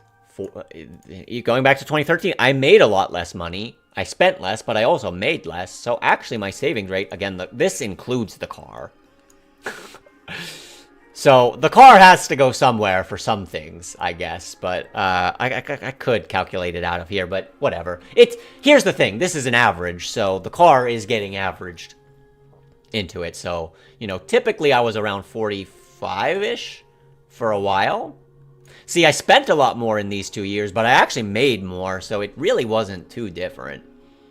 And then 2020, it seemed like, man, COVID actually really kicked my butt a little bit into gear of like, I'm going to start saving. Like, there's a big jump here between these first years and then these years, right? 49, 54, 51, 48, 47, even with inflation in these years, it's like, my gross savings is pretty good still. Compared to what it used to be. It's like, did I get like big promotions at work? Not really. I should probably have a chart that tracks that too. Like what my hourly rate was. Just to get some sense of if I was making a lot more or not. Also, these taxes are estimated. I don't actually know the tax rate until 2020. Again, because I did the spreadsheets differently with like more net stuff. So it's probably close. It's definitely high on the higher end, but it's within like a percentage. Probably within even like 0.5%. And then my net expenses, just kind of the other portion of that pie. So that's pretty cool, seeing that overall my gross savings of all the money I've ever accumulated since 2013, almost half of it is going to savings. Did I have another one? Oh yeah, I did have another one. I like to do this too at the end of the year. We just keep dragging this down. And then I go and take, right, I take these. I might as well grab the 875.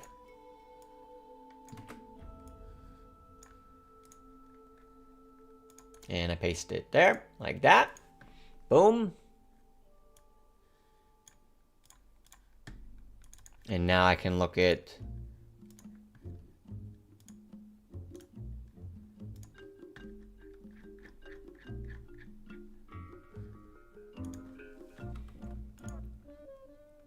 $168. Hey, there's my net worth over time. That's a fun chart. Slow and steady for so long. It is kind of crazy how like the first 100,000 takes like 3 years, 4 years, right? Just keep chugging, keep grinding. And it just eventually, it's like, this was COVID, right? It's like barely a blip at this point of what this was. I think my car, that's my car, that's a big car purchase, and it's like nothing now. And that's just kind of how that's how you continue to snowball and build, you know, for yourself. Log scale? How do I do that in Excel? Is there a way to quickly do that?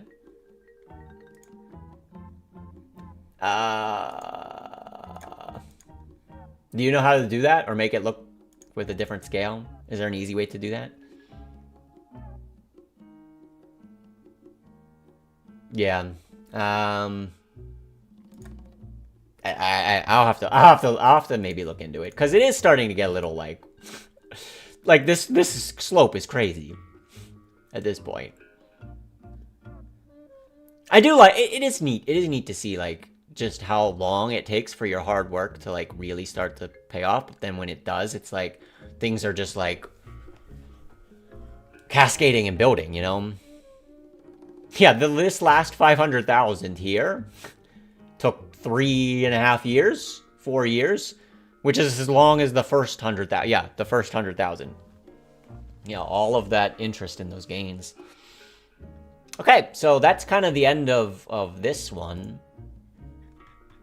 The end of my financial stuff. Oh, yeah, okay. Right-click the axis. Axes. This one?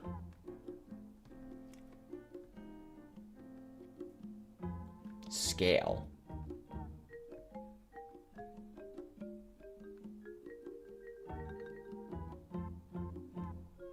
Did I click the wrong thing?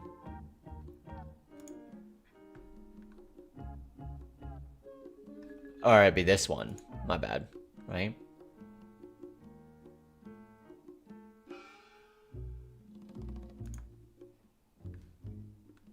Oh, look at that. There you go.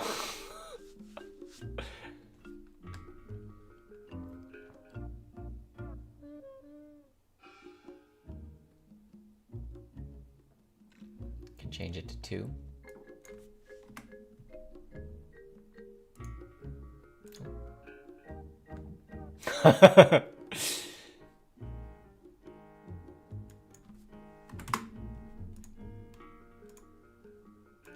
God, accept the thing that I did. Come on. This is... it's kind of...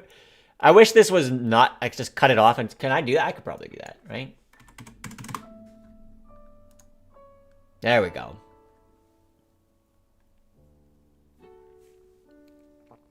There we go. Now we're getting fancy. Okay, let me undo those. But those are neat to look at. Okay, so that's my yearly one. Or like my year, like some of those things. Let's take a look at some other things. Because people were talking about people talked about fire a little bit. We'll go back to my yearly expenses. I talked about this a little bit last year, and some people had questions, and I wasn't the greatest at answering them, but I can talk about some more of them now. We talk about how close we are to maybe retiring. Start here. How much do I spend every year? Well, I know how much I spend every year. Even if we would put like spread out a car over 10 years, and let's just say we spent $35,000 a year in today's dollars, right? Today's dollars, which again has never happened. I've never done that. I just want to be like this calculator. You guys are gonna look at it and be like, that's crazy, but it's like I'm putting in things that have never actually happened. I'm doing crazy overestimates. Like, I've never spent that much, and now that's going to be my yearly average. Sure, okay, maybe. We'll see. My portfolio now has, what was it? 189. Let's just say can put 189, sure. I did it already. And I'm about to be 37 in a month. Let's just take it to... like 92. That would be 55 years. Okay. Other income and spending. Let me pull this up again. Let's just assume we never get Social Security. First off, if I retire early, I'm getting a smallish portion anyway. So let's just assume 0. Any Social Security is a bonus.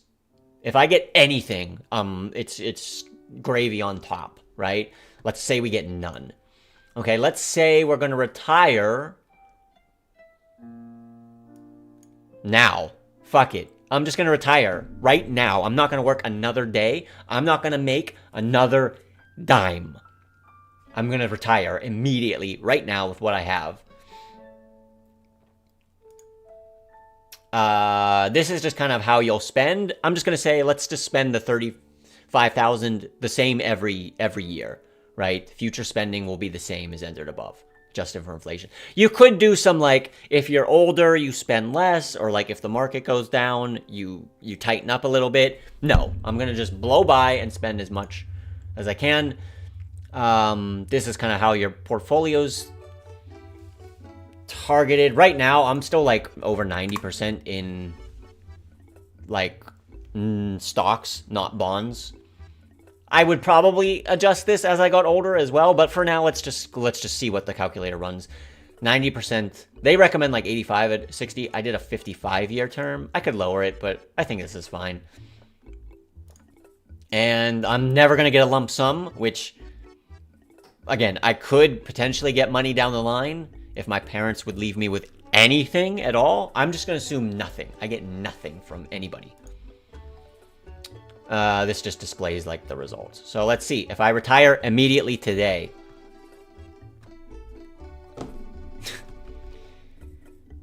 there were how many cycles?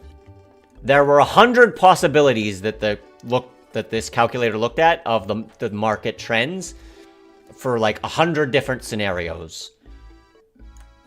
I ran out of money in 2 of them at age 92. Without making another dime. I retire tomorrow, and I never make any more money.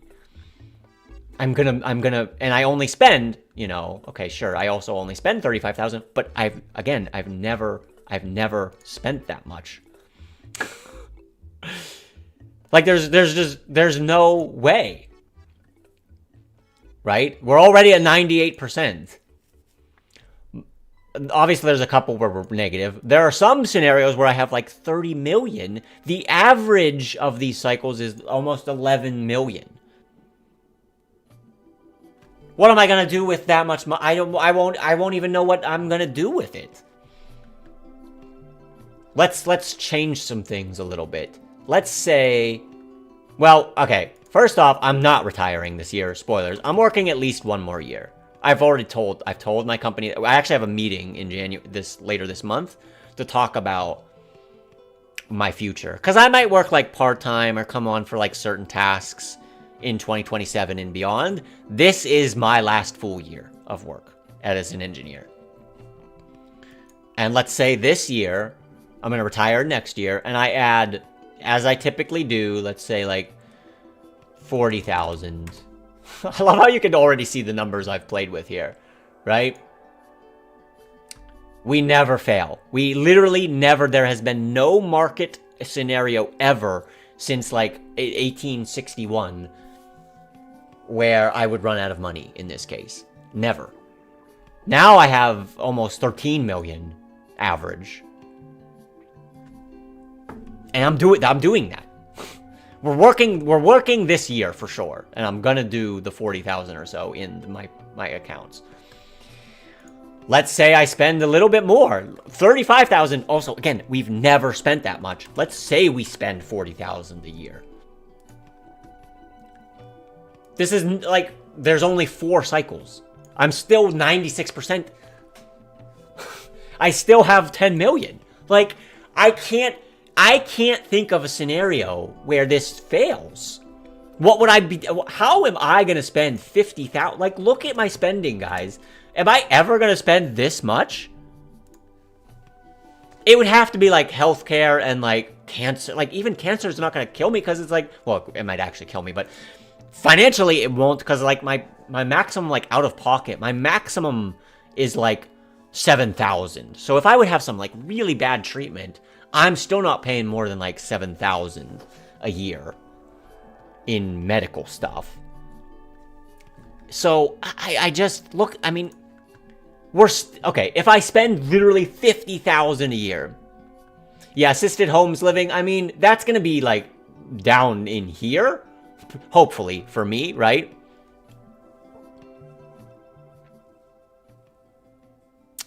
So we'll see. We'll see. But at that point, I might literally have 10 million.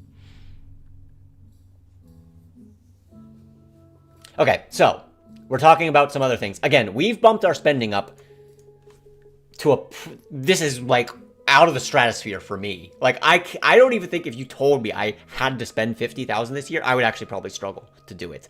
Other than just like buying a car or something stupid, you know? Like, just nickel and diming here and there, doing this, doing that. I don't know that I could. I think I would actually, it would cause me pain to try and figure out how to do it. Okay? So let's talk about, people have asked before, like, well, you're gonna get taxed on this money. Like, you can't get all of this money yet. These are in retirement accounts. But this year... Okay, let's go ahead and save. Also, I'm gonna... Ooh, maybe I can't show this. I'll show... Oh, never mind. I have an HSA spreadsheet that, tracks my HSA things. Because if you pay for your HSA eligible expenses with post-tax dollars, which I'm doing right now, eventually I can take that money and I have the receipts.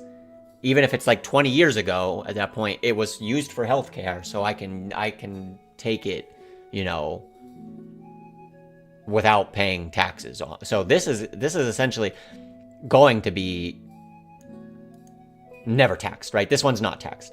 The Roth is also not taxed because it's already post-tax dollar. Like, I've invested with post-tax, so that's how the Roth works. The brokerage is also post-tax dollars, but you would pay capital gains, which I'll get into that in a second. And then the 401k is the money that would still need taxed. Let me pull up. Dude, where did I put this? Let me do this for a second, because I don't know what's going to pop open here.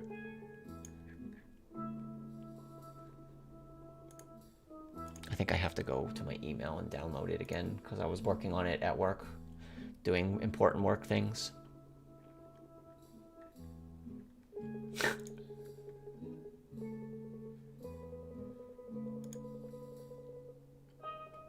This one.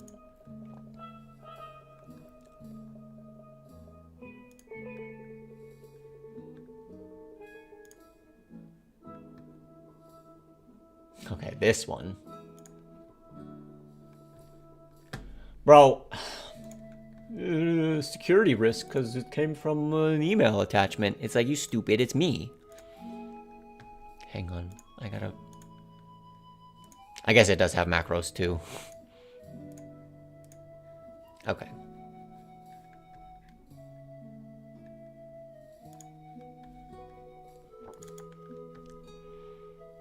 I call this tax magic. This is wild, pulling this spreadsheet together. It's wild. Okay.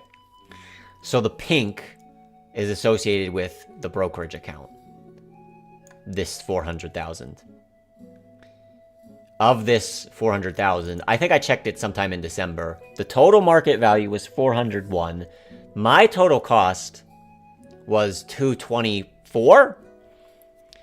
So how these work, if I buy a stock for $10, the stock is $10, and let's say I put $1,000 in, I would have what? 10 shares, 100 shares, 100 shares.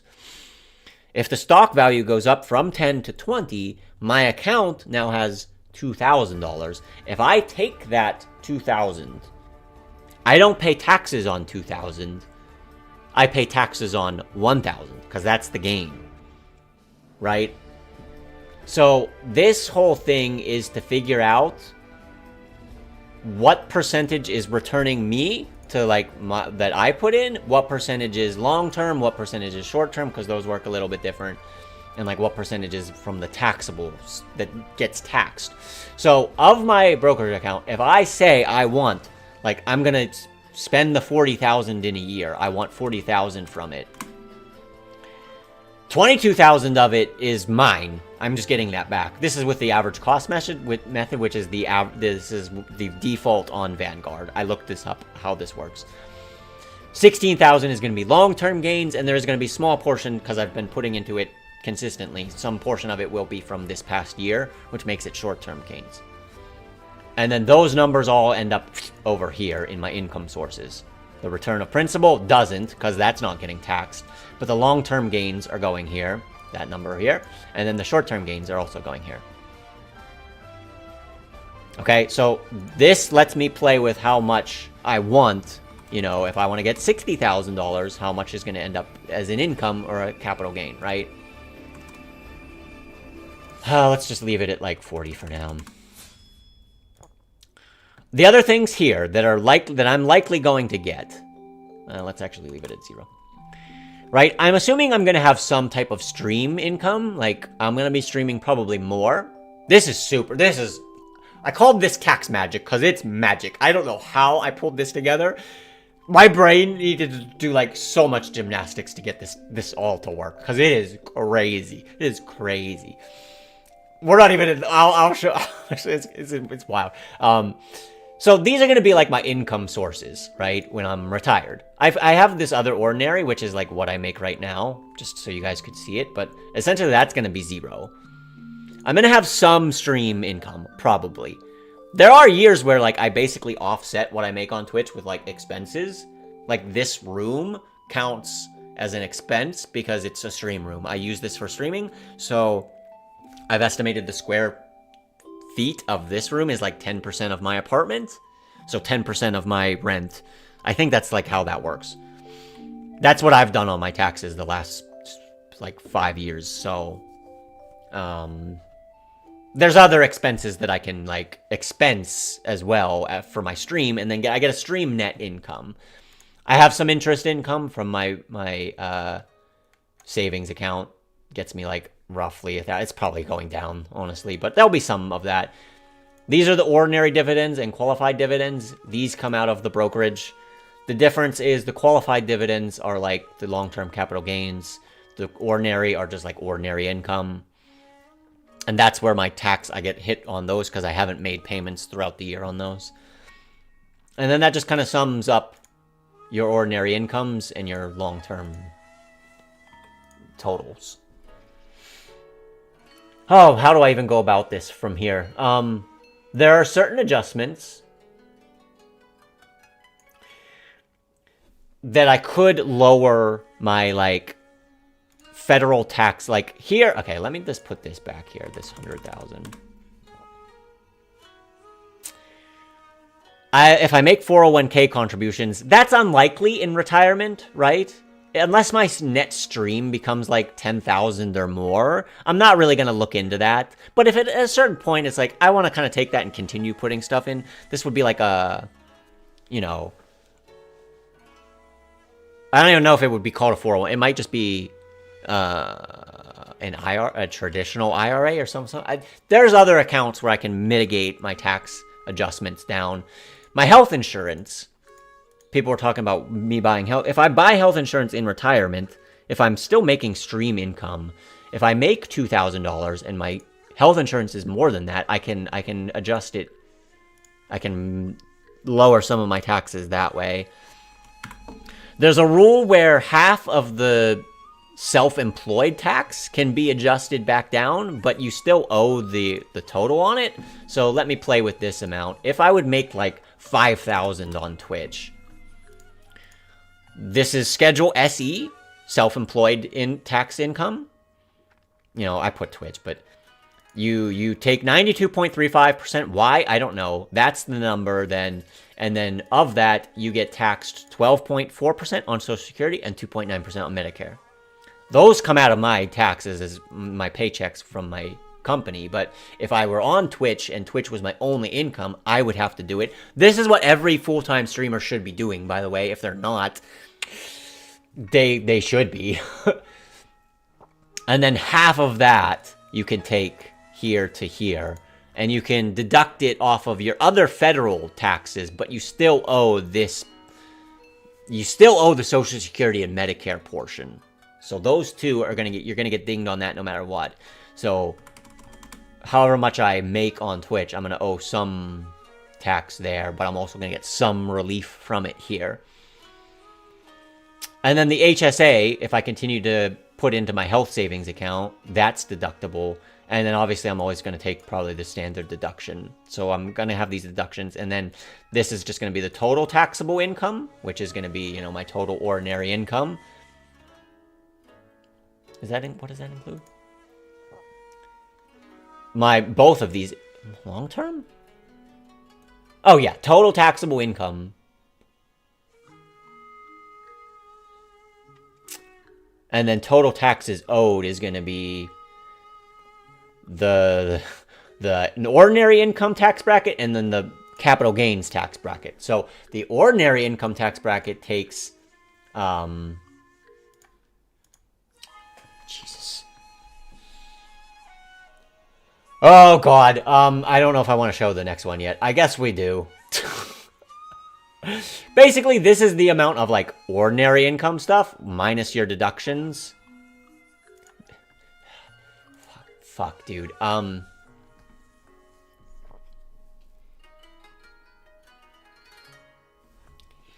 don't even know how I explain. This is so much magic. Essentially, there's going to be an income here that you go through the normal tax brackets, right? 85,400. Well, 12,400 is the first bracket. That's going to be taxed at 10%. And then I hit the next bracket. It's going to be a total of, you know,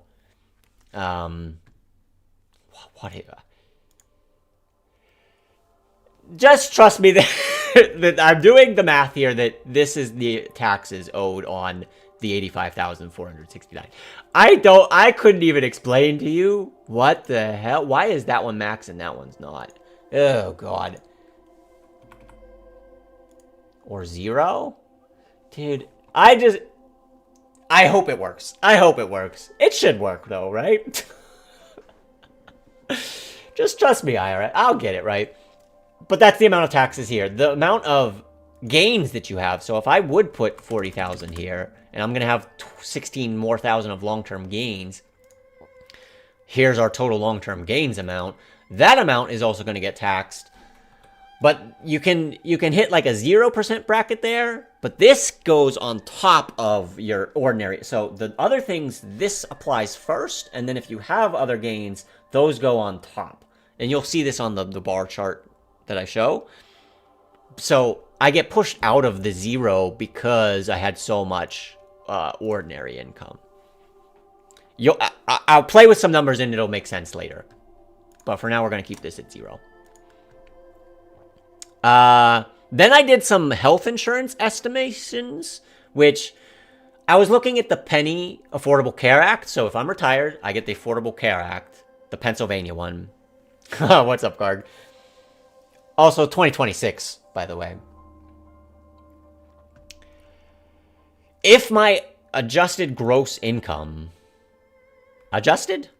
Basically, if my ordinary incomes, right, are less than 50,000, I'm going to get some savings on my healthcare. In fact, if I'm so poor, that I'm only making $25,000 a year, I basically get that healthcare plan for free.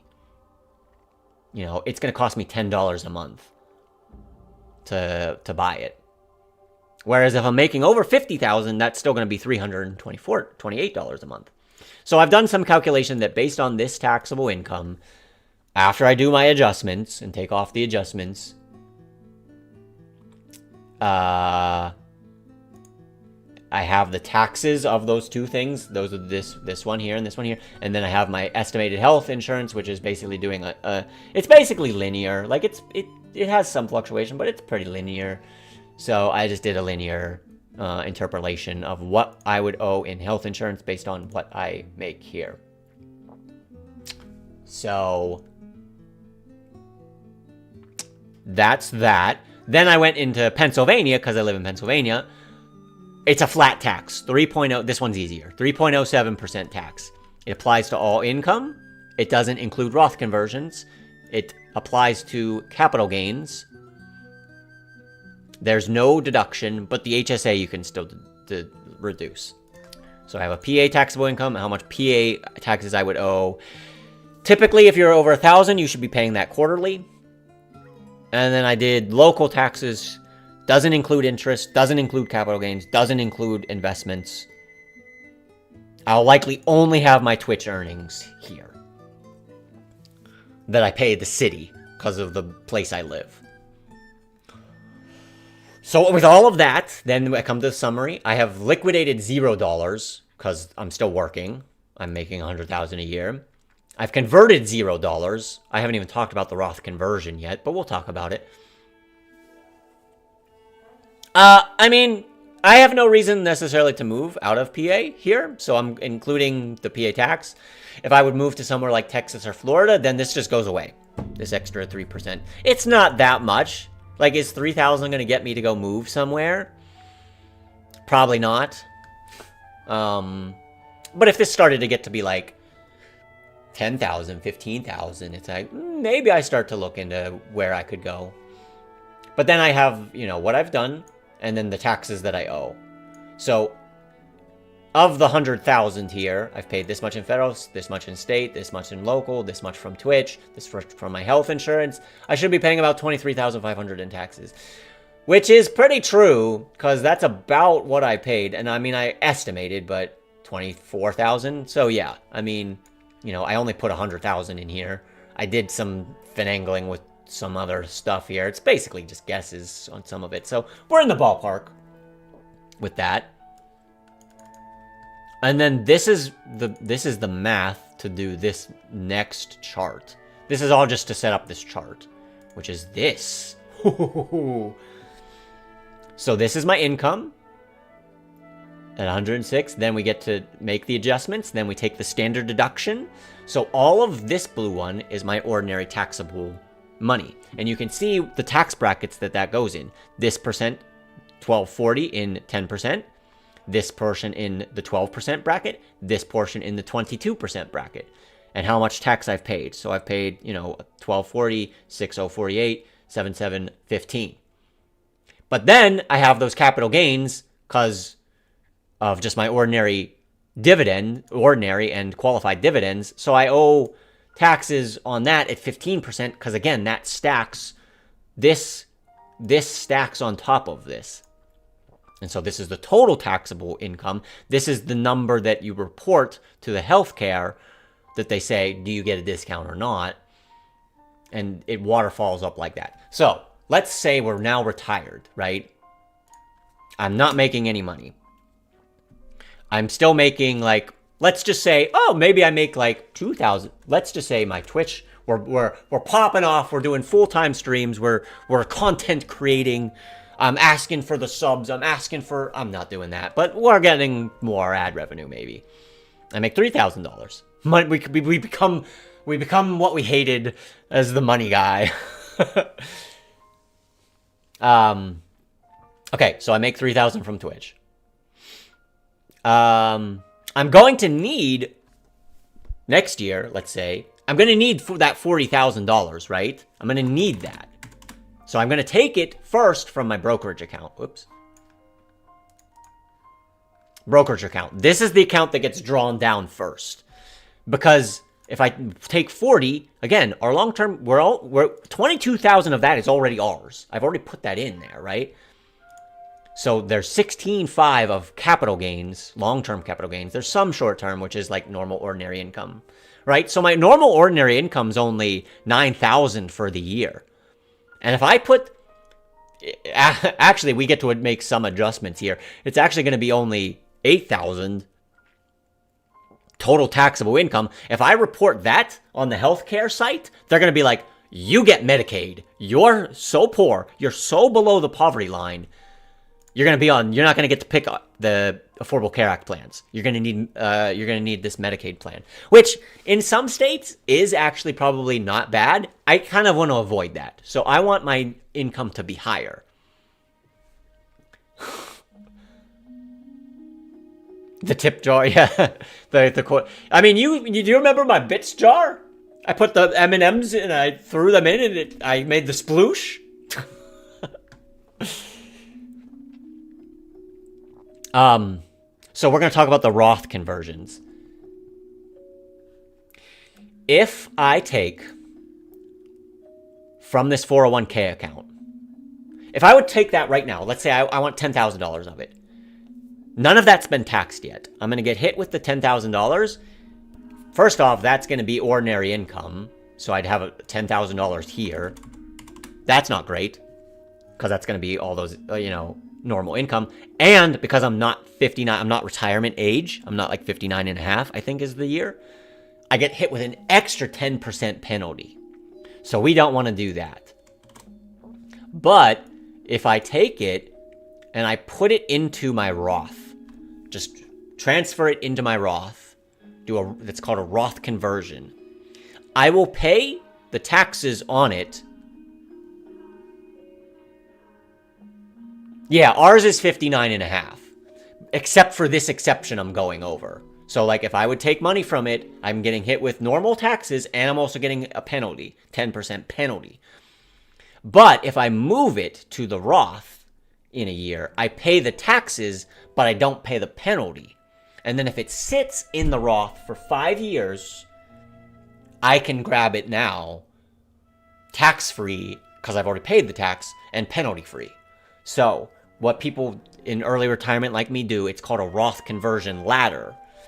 Basically, you make a 5-year ladder. If you need $40,000 every year from it, you take $40,000 for the first 5 years. In that first 5 years, again, I supplement with this brokerage. I use this brokerage.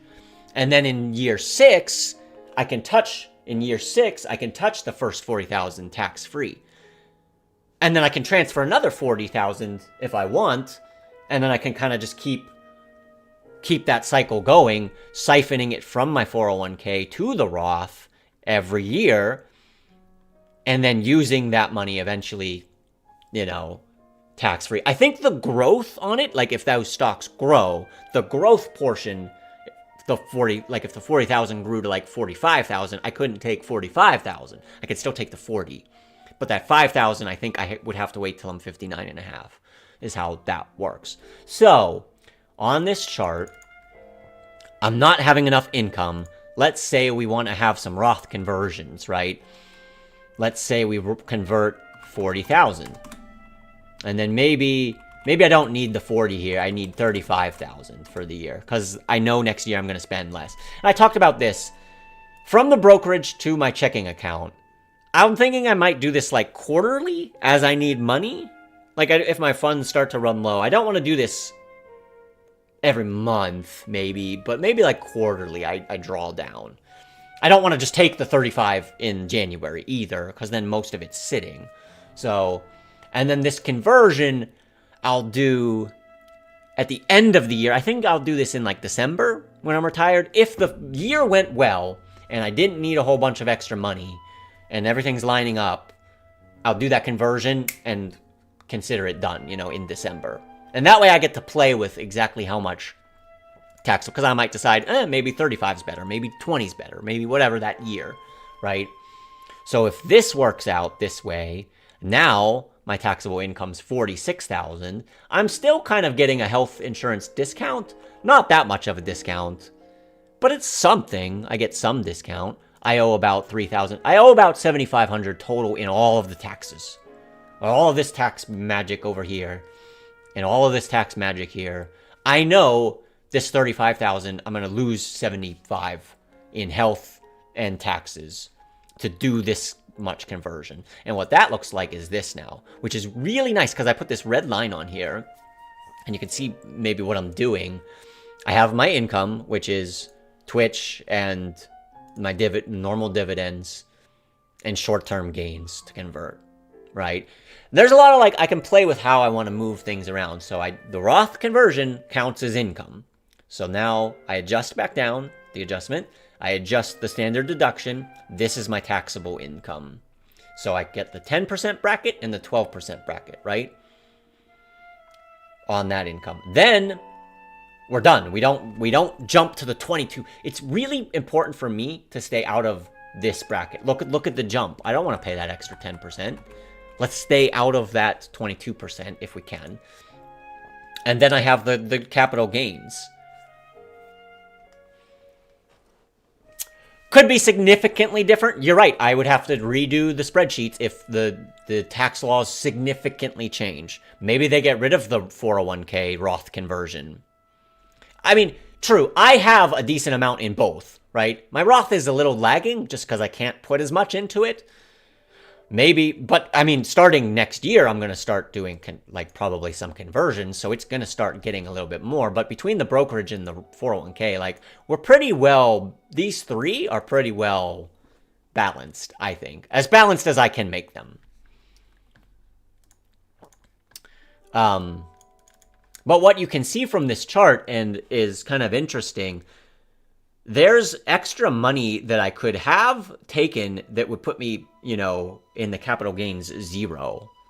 So essentially, I should probably be trying to fill to the red line regardless, right? Let's make this 40,000. That's really good, right? Because I've put more in, I still owe 0 on it. Because capital gains is 0. The first bucket there is 0, not 10. So now I'm paying a little bit more in overall taxes just because of my total taxable income and things like that. But these are long-term gains, so the long-term gains don't get these buckets. They get these buckets. It's like, okay, so what if I put 60,000? Well, now I'm above the red line and I'm paying more in taxes here, which is bad. Yeah, I'm making a VOD of this. I think it's on YouTube as well.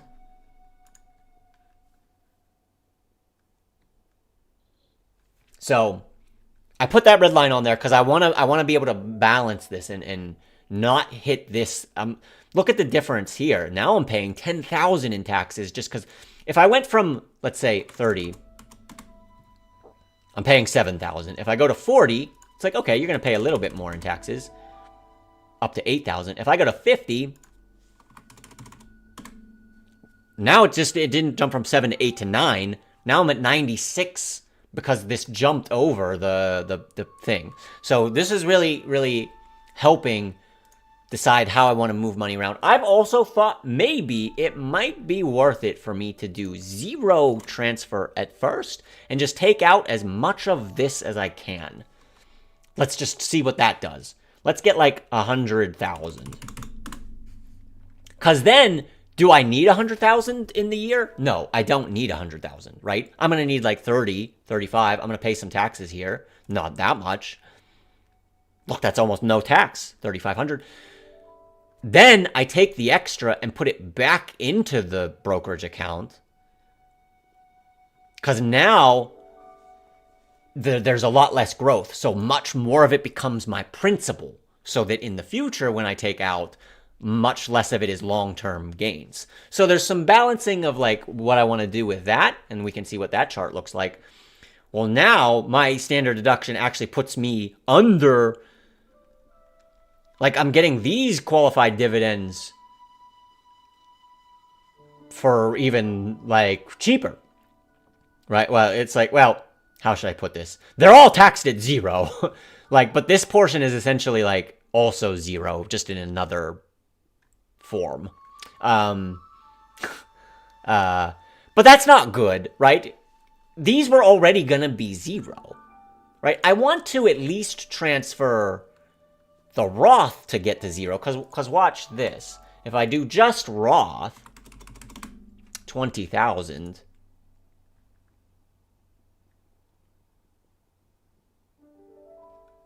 See, the Roth is coming here, but then look at how much of the Roth, essentially, I'm almost wiping out all of the Roth in my deduction, right? It's coming out tax, and so there's very little tax on this first 20,000. And if I would play with that a little bit more, maybe make it like 15. And this is where, oops. This is where I feel like it's fun to play with this and get like, oops, no, I'm still going to be on like Medicaid. But now we're like little tiny bit here. Maybe that's pretty ideal. Now let's fill the rest of it. Like we've captured a lot of the Roth tax-free, right? We're paying very little because of it. Now let's do the transfer to the capital gains, because that's all still 0. So let's see how much we can get. Like 60? More than that. 80? More than that. 100. Okay, that's about what we want, right? So now I've converted 15,000 from the Roth, basically tax-free. A little bit of taxes, like $500 here.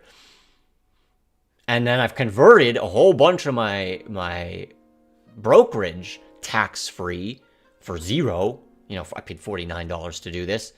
But now I have $100,000, just cash. And I'm going to spend, you know, $6,000 in taxes, plus my $35,000 for the year. We've already talked about all the years, so I basically don't spend $35,000.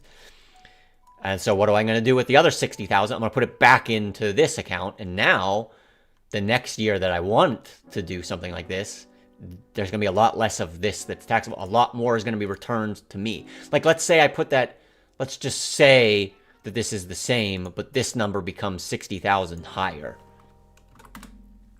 And now the next time I want 40,000, 28 of it is mine rather than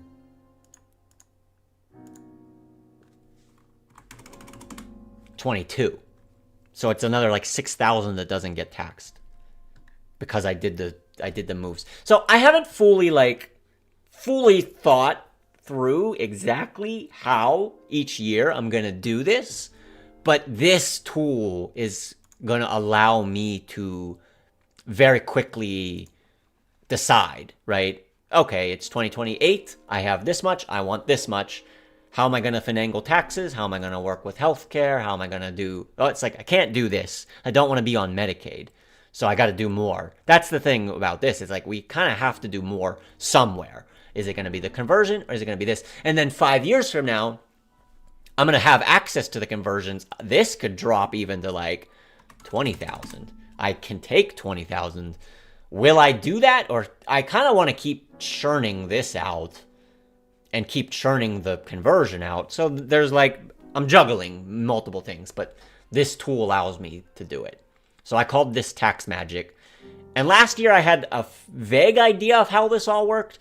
This chart is so nice to see how you get hit with certain brackets and where the tax money goes from and comes from. It's just really, really nice to see it all pulled together like this. So, very useful tool for me. Very useful. So I wanted to show that one because I know people have asked about that in the past. Like, how are you getting all of this? Like, yeah, sure, you have all of this money, but how are you getting it without getting hit with the tax man? And it's like, this is how I can manipulate how I want to move this stuff around to avoid certain brackets, you know, and try and keep my tax hit pretty low. So that's that one. Was there anything else financial? I don't think so. I think that's about it. But yeah, I'm a millionaire now. And I'm going to retire. This is my last full year of working based on some of these results. It's very obvious that I don't need any more long-time work. Like, I just don't. How much I work beyond that? I'm thinking like maybe 2027 I do like half-time and see how that goes. But if I start to just be like, I'm burned out, I don't want to do engineering anymore, I just want to play video games, then I'll just say fuck it and do it. Yeah, my extra time in 2027, I definitely have a lot of stream projects that I just never get to that I would actually like to get to. Super hyper music now all of a sudden. Okay. I definitely want to... There's a lot of seasonal things, like mushroom hunting. There's a certain mushroom, the morel mushrooms. They're only out for 3 weeks. Boy, if I could just take that whole 3 weeks off and hunt mushrooms. I would love to do that. I've talked about I would like to get a keyboard and like learn to play the piano or like a keyboard, because I have never played a musical instrument. But if I want to take like 6 months and just spend 4 hours a day, 5 hours a day, 6 hours a day practicing and learning and like absorbing new activities, I think that would be really fun. I'd like to hike more. Eventually, I would like to do the whole Appalachian Trail. That's been like a bucket list thing of mine for me. But I want to get a tent and get like the camping stuff and get the boots and like practice and go out for like a week and just hike for a week and see how that works and do all of those things.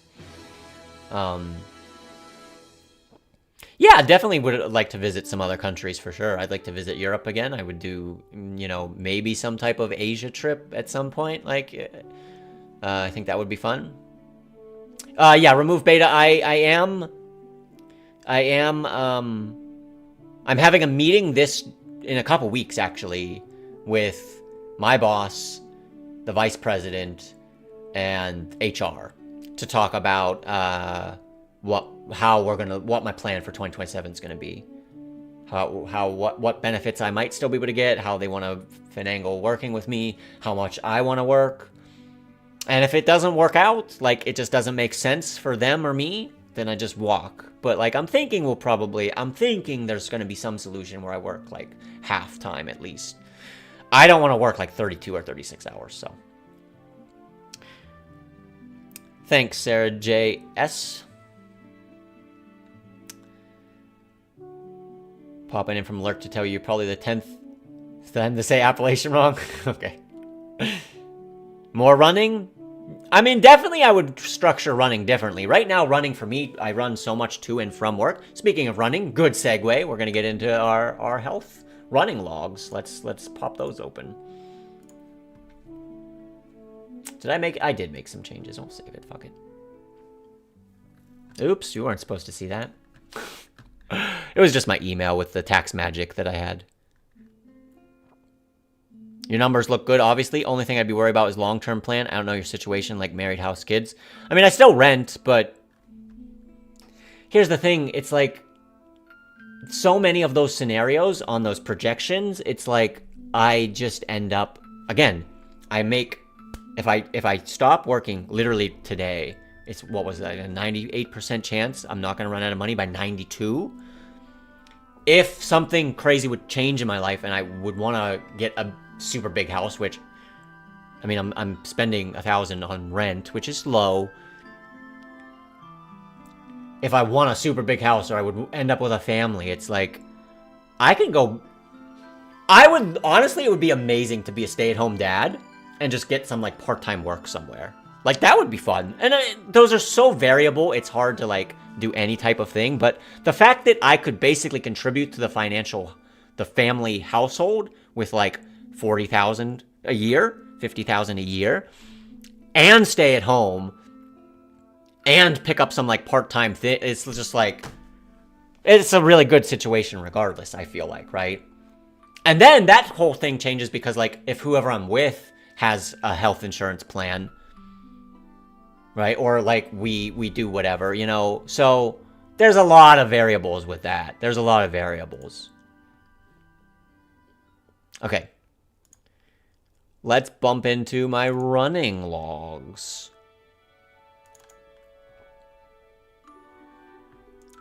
See how this one works. This is a super... Yeah, I mean, literally the worst case scenario. What, I just go back and work full-time for another year or two? Or maybe I don't even do engineering. I just want to go work somewhere that seems interesting. But yeah. I didn't really pretty this one up. Basically, the year, I have 4 different workout things that I kind of track. And I've changed these a little bit, but I've tracked drinks in M for quite some time. And I have, like, previous shoes and how much miles they had, because I want to bring them over from the previous year. And that's all this one really needs in terms of setup. This is a super slick planner that I never use. It's such a shame that I never use this. It is so slick. It houses all of the, like, running data. And look at this little calendar. It's cute little calendar. Watch what happens, dude. Oh my god, it goes to the 9th. It knows, like, what day to get this information from. I can do the month ahead, so it goes to February 9th. I can hit these gray ones. Dude, the fact that they even are gray, and this one's yellow, and this one is nothing, because it's not the previous... Oh my god, and you can't click that one? The coding I put into this calendar is insane. And I should use it like this, but I don't. Like, as a daily log type of thing. Because I've pulled these out before. I'll show you guys again. It has dust on it now. I actually used to have literal running logs, and I would put stuff in.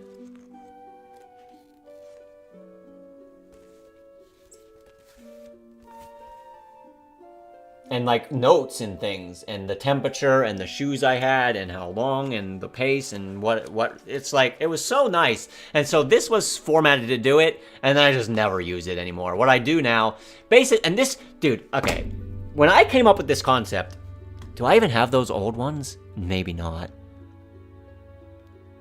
I was trying so hard to do this concept, and it took me, oh god, 2007, nice. First, I was having each day was a tab, and when you would click it, it would open up like Jan 15 down here, or like 115, and there were 365 or 366 tabs.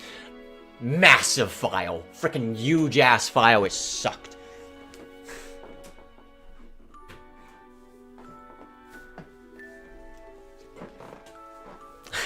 How much I'm actually using the calendar. So that sucked. Another one was I tried to, like, this would be day 1, and then day 2 would be, like, over here. Day 2 would be off screen. And that was, so it was all in one sheet, but it wasn't great because like if you were on a smaller laptop, then it would like be too, it wouldn't size portion like correctly. If you would change this, like it would get fucked up, and it was bad. So that sucked.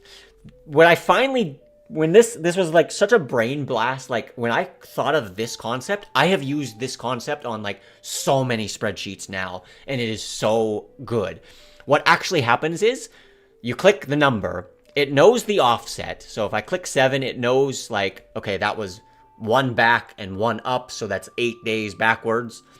So it knows what day it is, and then it runs a portion that like first takes this data, all of the data that's on here, and puts it in January 15th in the raw. Like that's where the data actually sits.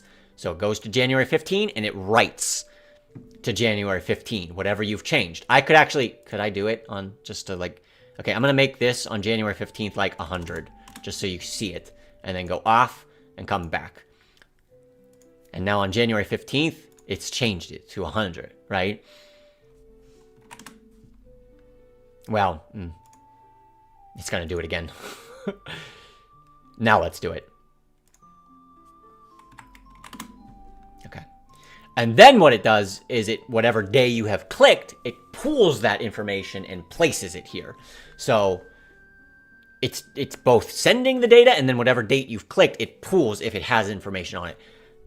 That concept of this just being like a container for the real data was such a breakthrough for me, and really, really elevated what this is capable of doing. And it's just such a shame I never actually use it this way. And this is such a cute little format. Look at this with the comments and the time and the pace and all the different colors. It's so cute. I can put the route. I can say some stuff. I have all these extra things from other stats, but man, I just never use it. I just literally enter the information in here. And you'll see kind of why in a second, but I should use this more for at least the route and like comment, because it's fun to go back and see old comments from like 2010 of like what I was thinking that day or what that run was like. But man, so many runs are just kind of mundane. Like there's not really anything that interesting happened, you know? So it's not very often, but even like the good ones, I feel like I should put.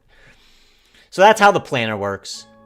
It sends things to the raw, which basically just houses all of that information.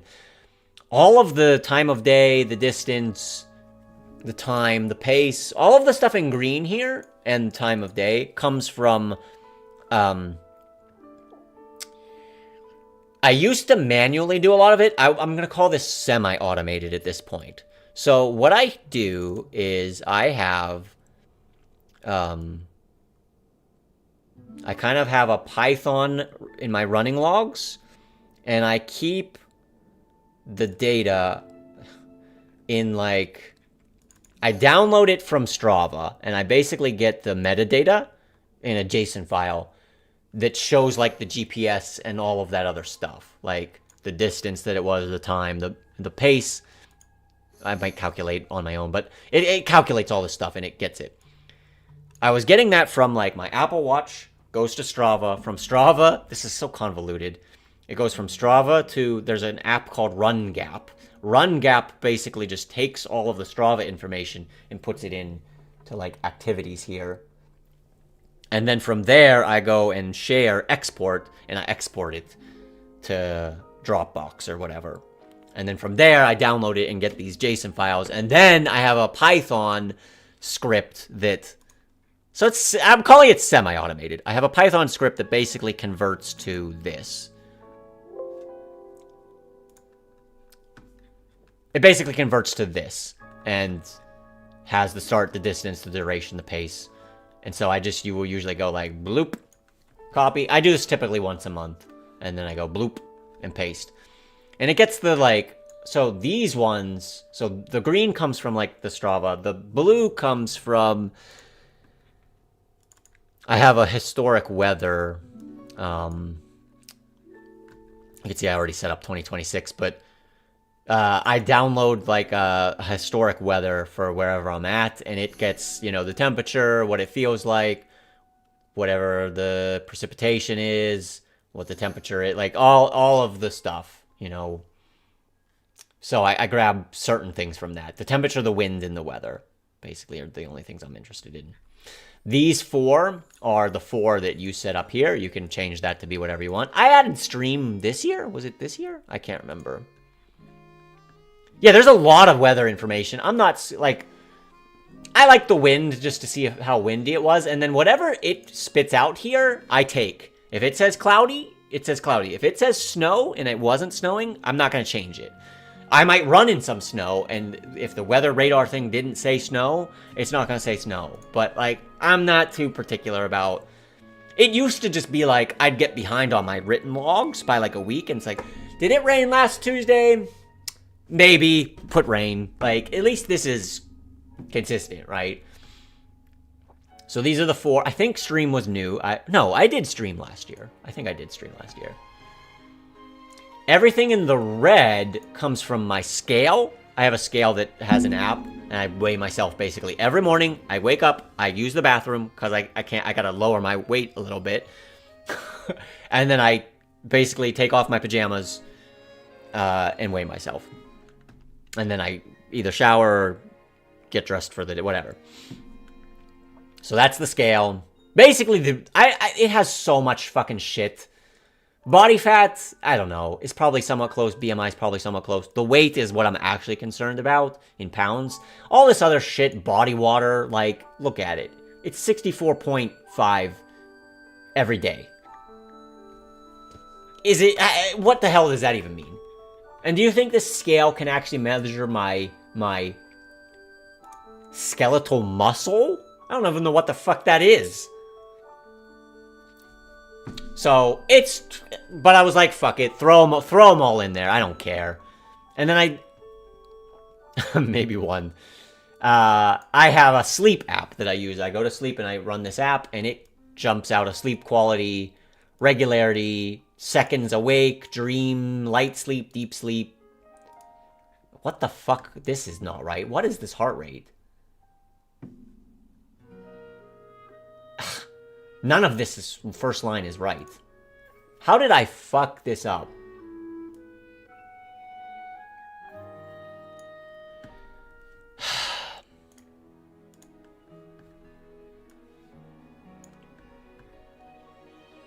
No, I'm not even... I don't have it on. I don't have it... Give Garg his points back.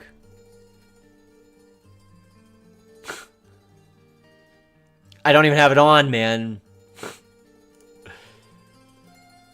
What am I trying to do? Yeah, I'll refund you your points if a mod doesn't. Dude, give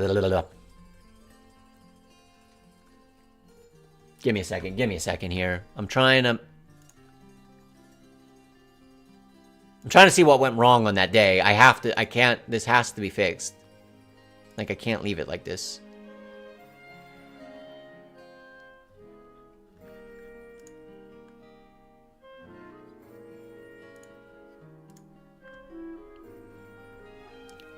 On 1/1/25. So dumb, dude.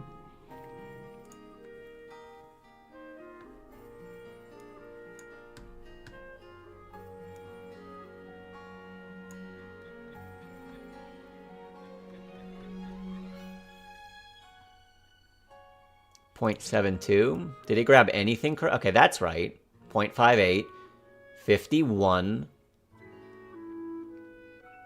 That's not right.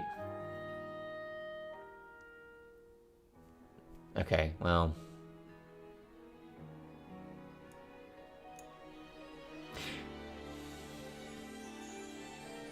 I think I know what happened. They didn't have Dream for a portion of, like... Dream was fairly new, and so I had to add some columns. I think some adding of some columns got kind of fucked here. Awake, dream, light, deep.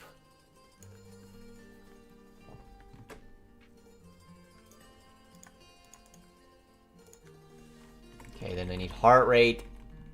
The steps is definitely wrong too, but I'd have to grab it from... Yuck. Sleep is a weird one because for me, I want January 1st to be when I woke up on January 1st. So a lot of that sleep is like the previous day, and this stupid thing does it the other way, where the steps are from... Oh, I guess I can grab the steps from the previous day here. See that? Oh, God.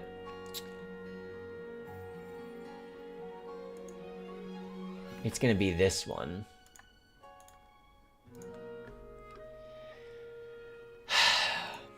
I hate.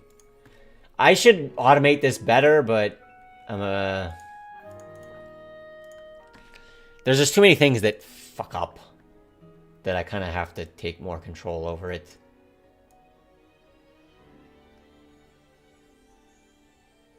Time in bed. Time asleep in seconds.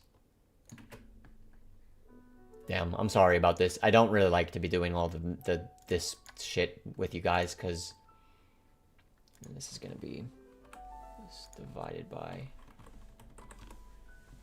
This is hours. Time before sleep. Okay, last one. Wait.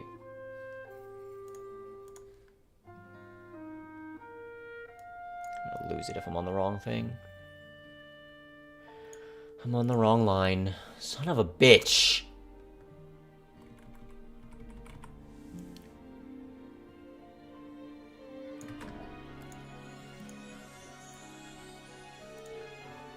Oh, okay. Thank you for correcting my fuck up there. 540. That one's right. Okay. Okay, I think we're good. Let's just do that so it's not a formula anymore. What? You stupid. What do you... How? How is that still a formula? What?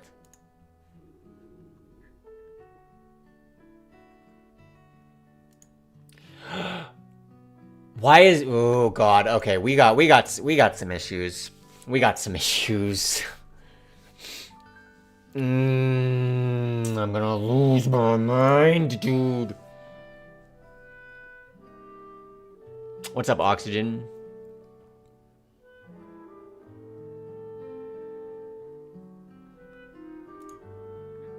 Yeah, it just undid. It just... No, it didn't undo it. We're gonna save this, right? Why is it not... Why is it... Oh, God.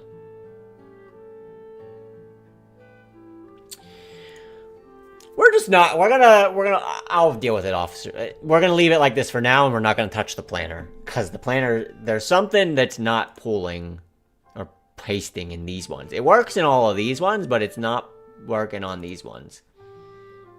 So we're gonna just ignore it. We're gonna ignore it for now, and the numbers in here are currently correct. So... Anyway, all the blue ones are from the sleep. I am definitely going to lose sleep over this, yes. This will bother me. As soon as I cut stream, I'm probably going to try and fix it. Anyway, that's the raw data. There's an offsets one for like pace and offsets. Again, this was like, if I want to check like drinks the night before, how that affects sleep or pace the next day. Okay, so from all of this raw data here, we can go to the tables. And I can see by the week, information by the week for running. No, I typically don't include naps. I only use the app when I go to bed for the night. So I used to just manually be like, I slept about 6 hours last night and I napped for 2 hours. I would put 8 for that day. But now naps just don't get included, which I don't nap that frequently. So naps are just kind of lost sleep in this case. But yeah, the running miles each week, the average pace for the week, my ongoing mile average, the total hours run, the number of runs. I never put any planned miles in because I'm too lazy to put planned miles. But if I would actually train for something, we could see if I was getting the amount of planned miles. Obviously, I 0, so I run more than I planned to. Average temperature for the week, pretty cool. The 4 categories that I talked about, whether I work out, which we clearly didn't much, the drinks that we had, the streams, hours that we had, and the amount of M's.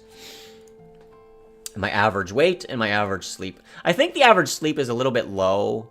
The app seems to do a lot of like light sleep or awake, and I don't know that that's super accurate. I might want to like tweak it. It feels like I'm asleep more. It feels like the thing is with the sleep, it's like it's often saying like I was awake for this many seconds each night. Like 6,000 seconds? This seems like a lot, right?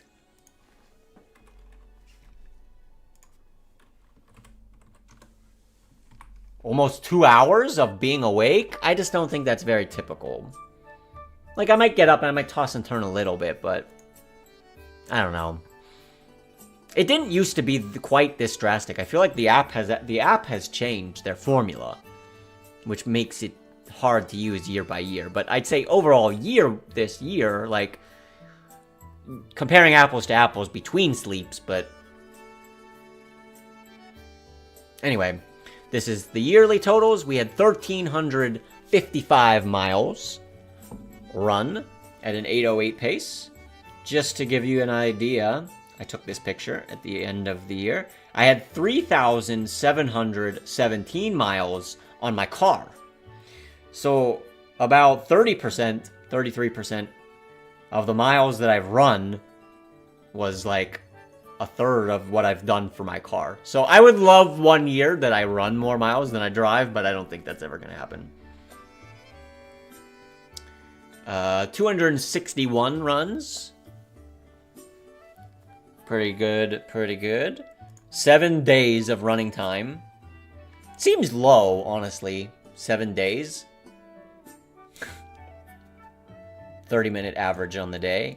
3 hours, 3.5 hours per week. I don't know, that seems a little low, but that's what it is. Average temperature, 57 degrees. 98 drinks, hell yeah, kept my drinks, alcoholic drinks, under 100. So that's good. I streamed for almost 300 hours for you guys, you're welcome. And I had 244 M's. Seems like a lot of M's, man. Honestly, I should probably M less. What was last year?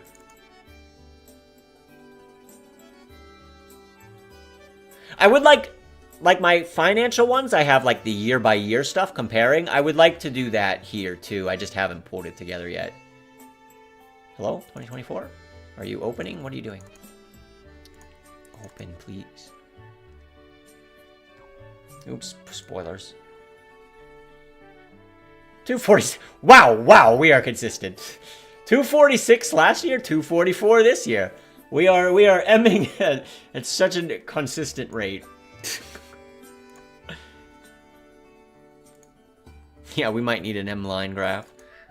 What was it in 2023? Oops. Wow, a lot less. Increasing our M's. Okay. But the last 2 years, it's been about the same. It would be nice to get back to 200 or so, I think. Just need more discipline. The days that I've run of that 1,300 miles, you see most of it on Wednesday, actually, because I joined a run club, and I do this run 3 miles with them. And usually I run to the run club, so there's some Wednesdays I get like 10 miles, which is nice. Sundays, where I do my Sunday morning stream, has like, actually, of this 73, 26.1 was a marathon. So it's actually more like 50 if you take that out. You can see I ran almost every Tuesday. There were 3 Tuesdays I didn't. I mean, that's just typical. I run to work. So most of these are all going to be 90. And then I have every other Friday off. And then I just don't run as much on the weekends. The drinking, most of my drinks on Thursday night. That makes sense because usually that's when we do like happy hour or whatever. And then I don't have to work Friday. So that's the end of my week sometimes. My weekly peak mileage leading up to my marathon? Probably in here. I really didn't want to overdo it. That's not a lot of miles. But I was very cautious because I've tried to train for a marathon before and I've overexerted and it ended up crashing me out. So I was very strategic about, and I was definitely a bit undertrained, but I made it work, so I'm pretty pleased with how it ended up working out for me.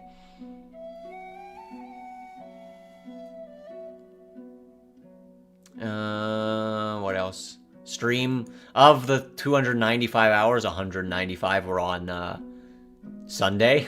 Makes sense.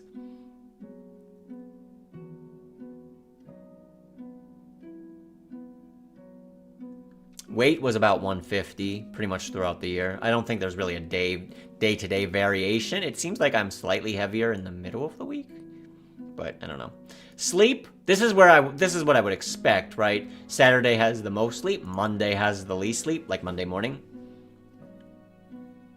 Yeah, that's true. Plus I have experience running marathons, so it's like I'm not gonna need to rely on being super overly trained because I'm gonna run a smart race.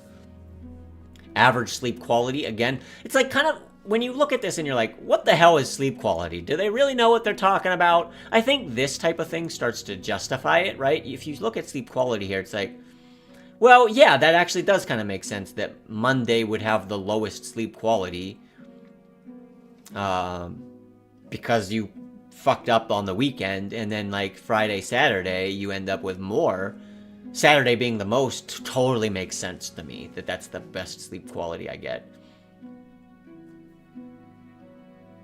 The sleep charts when I retire, yeah, that's going to be really interesting because so much of like, even my runs, like my daily run to and from work, my daily sleep, like there's a lot of things that I do that are very much like dictated on just how I move around to and from my work schedule. I did the info by the seasons, but that always ends up being like fairly close, although it looks like my spring training for the marathon was high and the winter was low. Drank a lot more in this. Wow, I drank a ton more in the spring. Why? I guess that was, I went on a vacation that was late spring, I guess technically not summer yet. And I did almost no drinking this fall or winter. M's pretty consistent M, although surprised, I would think I would M a little bit more than in winter because it turns darker. Like it's like I'm not outside doing stuff. I'm inside.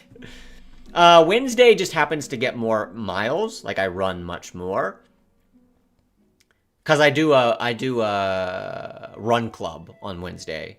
That's 3 miles, and I often run to the place we run club. So that might actually make most of my Wednesdays like 8 or 10 miles of running.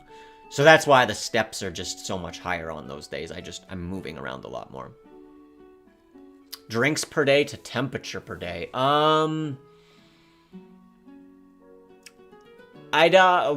I'd have to think about if I could pull something like that together quick. We'll see if I get to some of these other, if I can whip up some magic real quick. What would you want that to be? What would, like a graph? Or how would you want to compare that? As temperature goes up. The thing is, well, yeah, I'd have to do some like bins real quick. Maybe we could see. We'll see if we can do that. That's the cool thing about having all of this in Excel is like whatever thoughts you guys have or like I have, if I want to see a stat of it, I can probably finagle the data to do it at this point. This is just, again, I don't really like graphs. Like this represents this, but it's like I would rather see it like this, personally, like this, or this, rather than this, but some people are more visual, so I put it there. This one's completely useless to me, like having a pie chart for the mile break, I don't know. These ones I've put together, which can be kind of nice. You can see my distance run by the week. I think this was my marathon training. And then we kind of had a dip down and then I got back up. But yeah, most of it's in this range. Number of runs per week, pretty much between 4 and 6 almost every week. My cumulative distance doesn't really change too much. I'm getting miles consistently. The drinks is always funny because it's like, boy, if it weren't for like these 2 or 3 weeks here, I would drop another 40 on my drinks. But that's just what happens when I go to, like, the beach with my family. I have, like, 2 or 3 drinks on the beach. Like, every day. And it's throughout the day. It's not like it's not like I'm getting plastered on the beach, but... Distance run per week? Yeah, I mean, it's so hard to see. Like, you can definitely see this portion is right here, and then it dips a little bit. But I don't know if it's just the scale, because this is scaled. This is so much different. Whereas 5, this you could clearly see the difference between 5 and, 10. Whereas here, it's like, it's just such a small amount, which means this one's not that useful. I feel like this one's more useful to see, like, versus this, but... I do like this one, showing the miles per month. I now have done 3 years? 2 years. At least 2 years straight. 24 months. Every month having at least 100 miles. And this is very intentional, like some of these, where it's like, uh-oh, getting to the end, better get 5 more miles in today. It keeps me, it's putting my floor at 1,200 for the year, which is, quite nice to have a floor of 1,200 for my miles, but yeah, I got that one. So some of these are okay charts. I feel like I do better with these types of charts than the financial charts. I got more charts, my average weight. Honestly, I would like to be much more in this range. I pulled it off. I do this every year. Every year, I'm kind of up and down, and through here. And then it's always late August, early September. I'm out hiking. It's hot. I'm sweating. I'm running. I'm doing a lot of stuff outside in August. Inevitably, I always lose weight there. Always. Like, you could look at almost any year and it's going to look like that. And then also inevitably, October, candy. I eat candy like all the time throughout October for Halloween, sweets, Thanksgiving, Christmas. Like, there's just no way Christmas cookies. Like, I just inevitably that weight pours back on. And that's so typical of, like, let's look at 2024. I did have a gum graft in 2024, so that's going to be a little... Yeah, we dropped down. But again, it's just like, well, that one's not quite so much. It's a little bit earlier in the summer. Boy, I was light, man. And then it's just climb. 2023. Yep, same thing. Same. This 2023, look, 2024 was a little bit weird. Look at the difference between these two.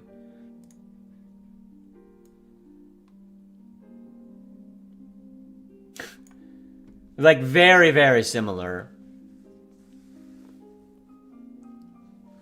I wanted to put, like, 10 lines the last, like, 10 years. Put, like, 10 lines and just see, like, how they, like, a super condensed, like, view of it, but I didn't get around to it. Maybe next year. Temperature, pretty typical. It's cold in the winter. It's warm in the summer. Yeah, decade recap. There would be some cool things. The time of the run. So I run to work in the morning. I run home in the evening. The planner can't do that as 2 runs. It's just going to combine these. It's going to combine the distance and the time. And it's going to put the second time of day. I don't know how else to do that. I tried so hard to make like a multi-day. It's too much of a mess. 1 day, 1 stat. So most of these are running home. You can see the cluster here of like when I leave work. Whatever. Like that, I've accepted that fate of... How far is the... It's about 1.5 miles. Like 1.4. Sleep data. This is fun to see. This was my baseline quality. I just wanted to see what affects my sleep quality. If I don't run, sleep quality actually goes down a little bit. If I do run, sleep quality goes up. If I run more than 5 miles, sleep quality goes even higher. But if I run more than 10, sleep quality goes down. If I don't have any drinks, sleep quality goes up. If I have drinks, sleep quality goes down. I never had a sleep where I had more than 5 drinks. Interesting. So I never had more than 5 drinks. I guess right?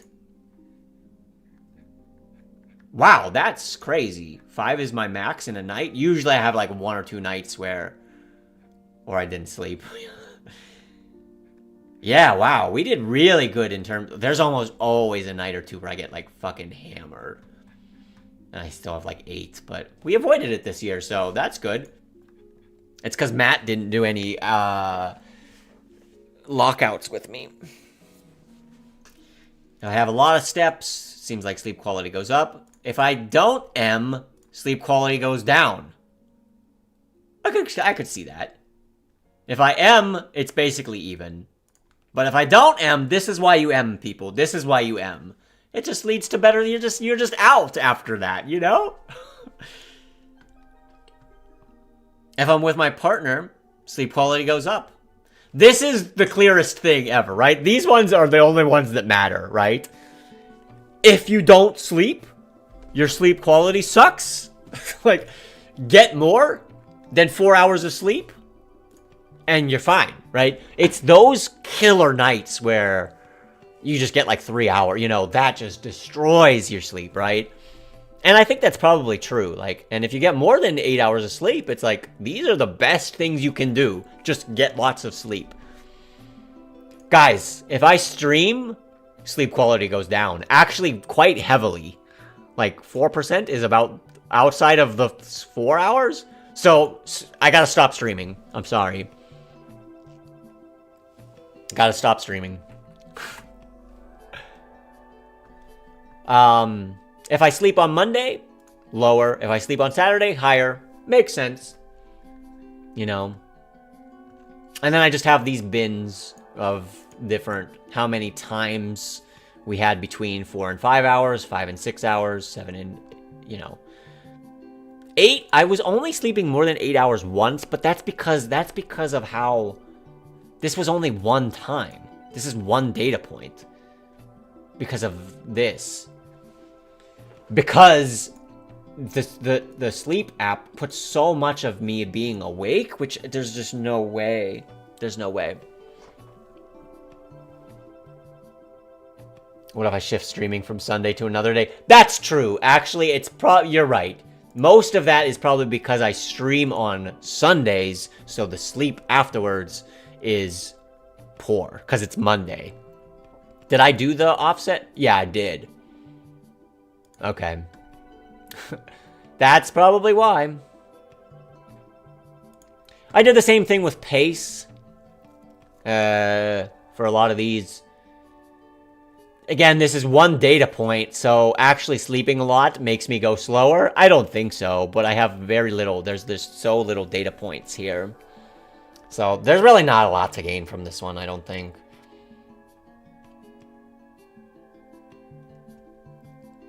Predictor, this is just some Jack Daniels running formula. If you would Google this, it's basically trying to make an estimate. If you could run a mile in 5 minutes, you in theory could run a marathon in 2 hours 45 minutes, because those are similar efforts in terms of your like your blood oxygen and all of that type of stuff. There's some like VDOT formula. So I just have these plunked in here. For time. I haven't updated my races in a while, but I used to log all of my actual races. I gotta get some more in here, though. Ugh, I'm like 2 years behind now. But it tracks back all the way to when I was like 7 years old. And I did put some notes and things on it, which was cool. Boy, I was racing a lot till like my marathons, 2011. Yeah, and then it starts to just be, man, sad. I get so in my own head about, like, I should just do more 5Ks. So what if I can't do a 5K in 1739 or 1752 anymore? So what? Like, so what if it's a 1930 5K? Like, it would still be good to get out and race more, I think. But I just tend to not. And then this VDOT is a calculation based off of, it's probably off in space, oh, it's hidden here, of like using this predictor, tracking like how good was that race in comparison to like VDOT. And I always say like this time around here was my peak, my running peak in late 2010. September, October 2010, which was probably true. Like, those are actually my highest runs ever. And then I had a semi kind of, I got back to around that level in 2017 for this race. And then I've never really reached that again. This says it, but this is just 1 mile. I ran 1 mile. I feel like this skews a little bit towards the mile. Like, I ran a 5:06 mile. No training, no anything. I just went and ran it for a race. I ran a 5:06. For me to run, I've never run under 3 hours for a marathon. So I feel like it's probably correct if training was like scaled correctly, but it's harder to train for and run those longer distances. So, and then you've seen the raw, and the offsets is basically just, again, to get the day to the sleep to match up for the day of or the next day. And then I have some cool best of. The longest run, my GPS said it was 25.9. Obviously, it was a full marathon. It was 26.1. Shortest run, I ran a mile on October. I don't know what that was. Why did I even do that? I don't know. Pokemon Go or something. 6:47, fastest pace. Longest sleep, 8.2. That was the day after. That was the last GDQ day. I was so tired at the end of last GDQ. I'll probably be tired. That's why I said the ball. I was like, I don't know if I'm going to want a beta quest next Sunday, because it's going to be a long week for me. I go to work. I wake up at 5:30. I go to work. I go down to the GDQ in the evening. We're doing gaming stuff. We're going out to eat. We're staying late, doing whatever. I get out. I run back home. I get to bed at like midnight. I'm trying to still coordinate stuff and plan stuff. And then I got to get up and do it again. It's all week. The least amount of sleep. Garg, do you remember that one?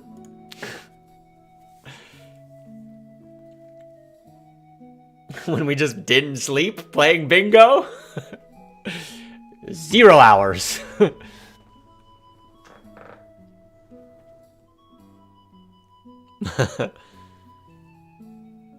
Yeah, then I have the most drinks, 5. Shockingly low for a night of drinking as my most. Heaviest weight, 157, 143. Pretty decent range. I kind of like that to be a little bit tighter range. 155, 153 would be nice, but there's always a day or two. It fluctuates, you know. I have a lot of water or whatever if I've had a big meal the night before and it's not fully processed yet. So the actual extremes are probably pretty extreme, but I mean, we had talked about some things, right, Garg? Okay. I mean, I could throw out some other ideas too if you want. I've thought of some things maybe, but yeah, hottest run 91.6, coldest run 9.7.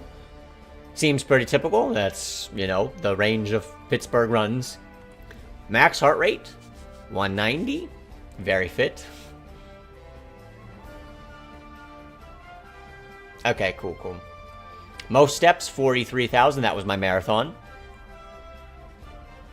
Least steps, 537. What the fuck was I doing that Sunday? It's always a Sunday for the least steps where I just literally streamed probably and did nothing else. Earliest starts, 12:03. You can see that's when I had the longest sleep. Because I just finished being at a GDQ and I ran home at 12 in the morning. Same the day before. Like, this is wild. What is this? Like,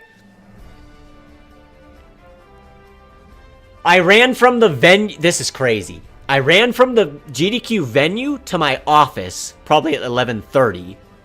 Changed, got in all my other stuff, got my backpack and everything settled there. And then I ran home, and it just happened to be the next morning. Because usually that happens on like the same day, but the fact that it like tripped over just barely is pretty funny. The worst time before sleep, 6,500 seconds. What is that? I need to just make this in hours, right? This is stupid. 1.8 hours before I fell asleep. That probably is true. Most of the time it's like 10 minutes or less, I would guess. And then there's every once in a while where just I'm tossing and turning and I don't sleep. 1 sleep quality, 0. Obviously when you don't sleep, you get 0 sleep quality. These are cool. The longest streak 13 runs in a row. 13 days I ran in a row. The September 15th to September 27th. And then I didn't run on that Sunday. I didn't run on the Sunday before this either. Usually Sundays is going to break my streak.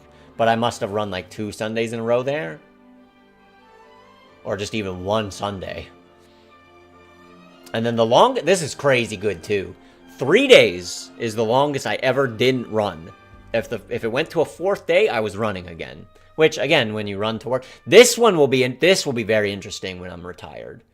Just to see if I feel like I'll have longer breaks. I'll have like 4, 5, 6 days maybe where I don't run. So we'll see. I think that's about it on the running logs one. Oh, people want to... I'll bring out my shoe.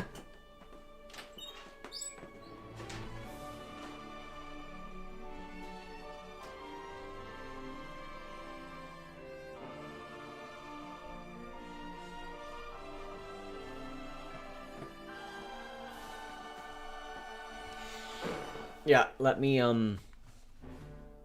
So yeah, this one tends to lend itself more to the charts a little better, I think. But all of this data is actually here. It's not exported somewhere else. And we got to figure out what the hell is happening with, like, these formulas where it's not quite getting on the planner correctly. But let's,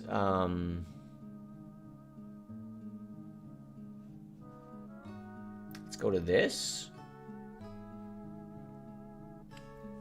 Yeah, let me just do this, because... Turn that off. My racing shoe now looks like this. Let me go... I'll get my old one.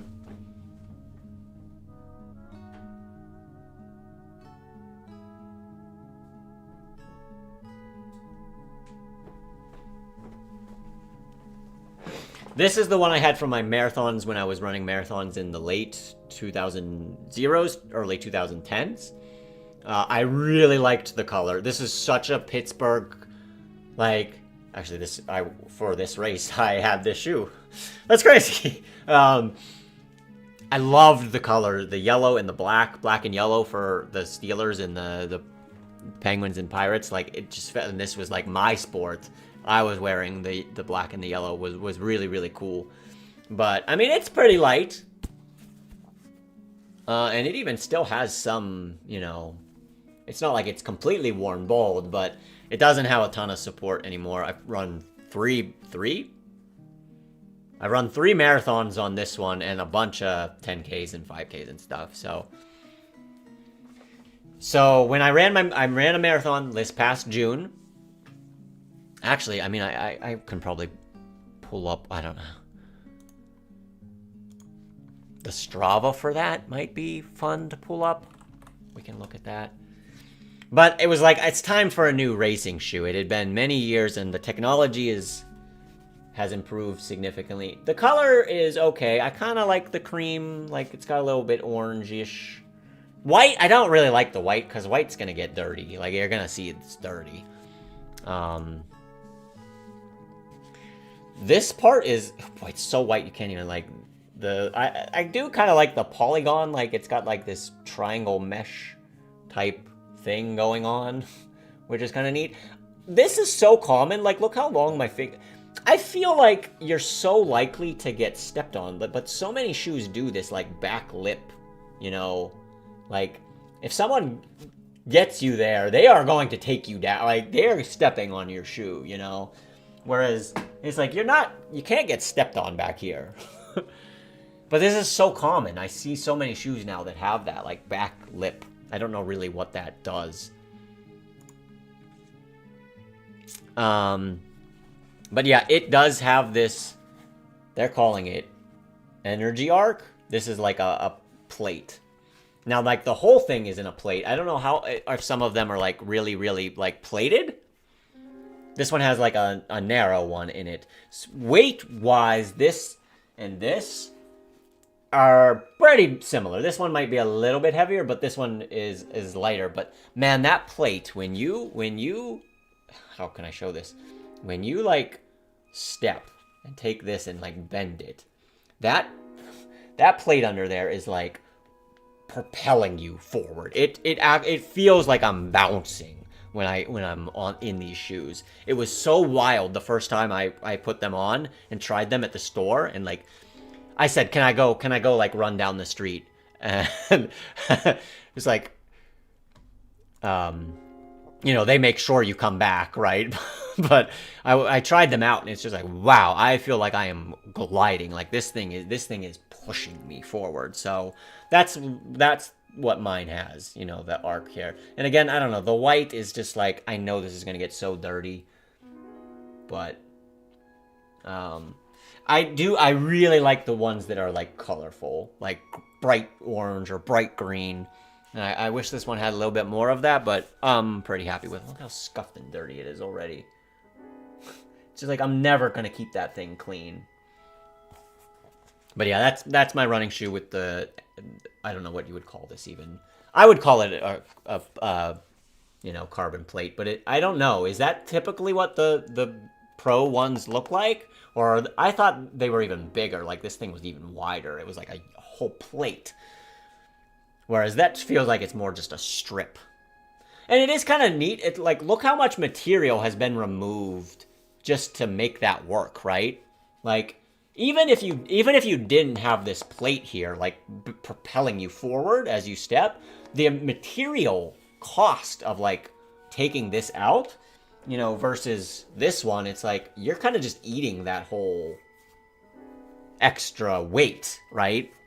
Which, when you're running a marathon, is kind of a big deal. 5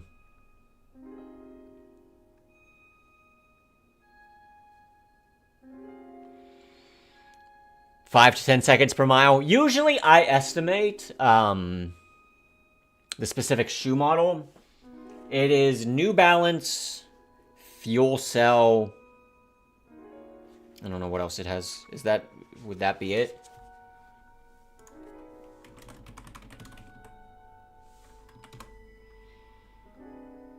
That's the type. It's New Balance Fuel Cell. There's different versions of that. I don't know which one specifically it is. If it says on here. I'm not 100%, but that's basically what it is. I usually estimate 1 ounce, 1 second per mile. So if your shoes were 3 ounces lighter, that would be 3 seconds per mile.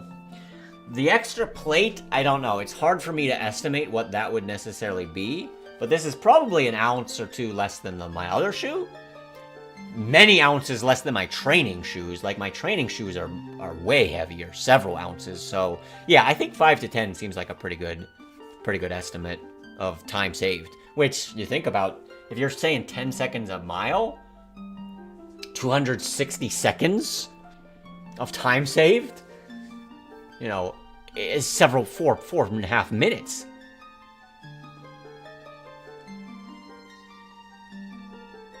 Okay, let me pull back real quick. Let's look at, we're gonna look at this particular run, my marathon.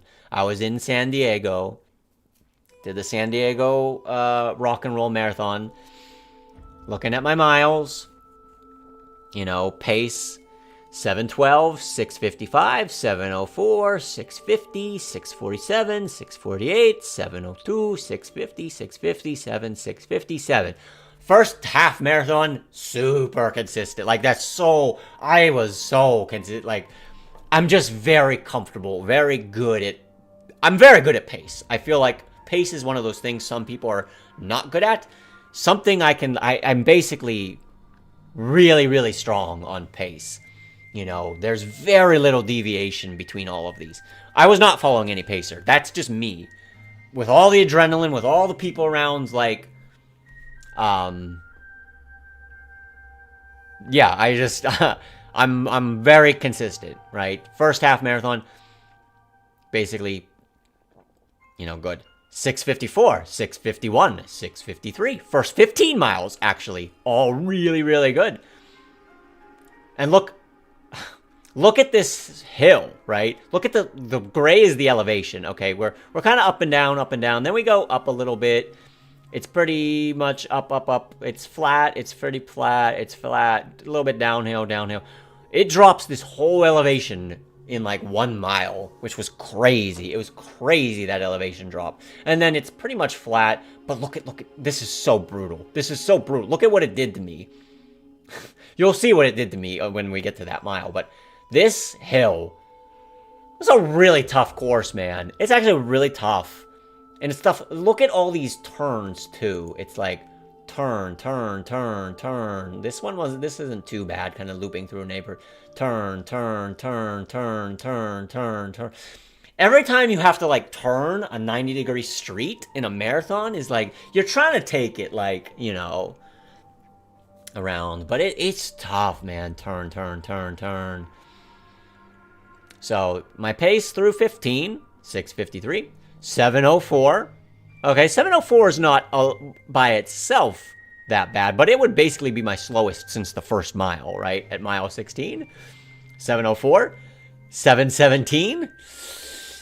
We're definitely... There's just a point in a marathon where you're like, I just can't do it anymore.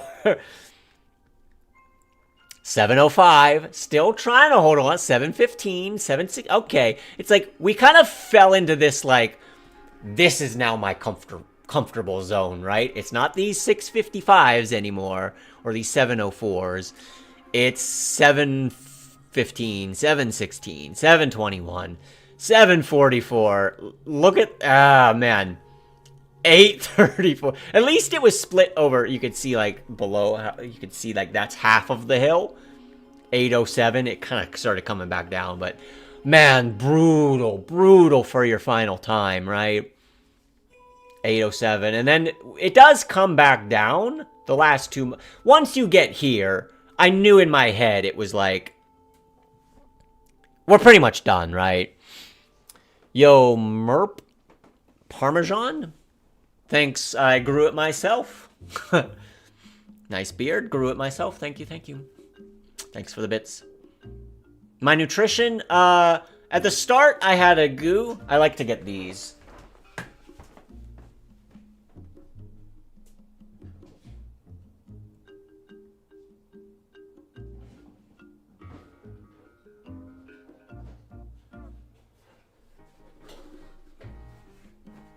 Look, it's all colorful.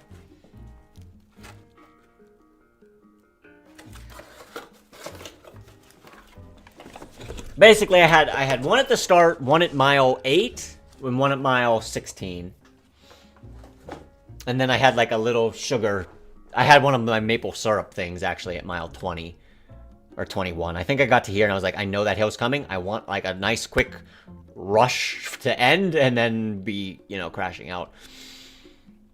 But yeah, those kind of sustain me throughout most of it. I don't need too much nutrition. And then, okay, for hydration, I take water at every station. I just take every water station. Doesn't matter. I take a little bit, like a mouth, not a mouthful, but like maybe half a mouthful, and then I dump it. The Nerds Clusters? What is that? Could you describe that? I don't know what that is. I have not heard of that. But yeah, this was my marathon. First one since 2011. Like I said, the training, I definitely didn't do like super intense training. I was definitely not trained as much as I would have wanted to. I would have liked to have been able to run these 655s the whole time, right? But even if this hill wasn't here, I'm probably still going to go run another 715, 715, 720, 730. Like, that's where it was going to. This is always really cool to see like these. I like that Strava does this. Why are we in Africa?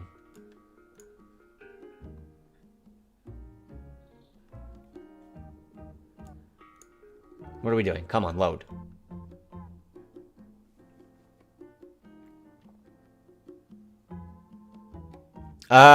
Pretty much not. I will get a runner's high sometimes, but I almost never take anything to run. It's very rare.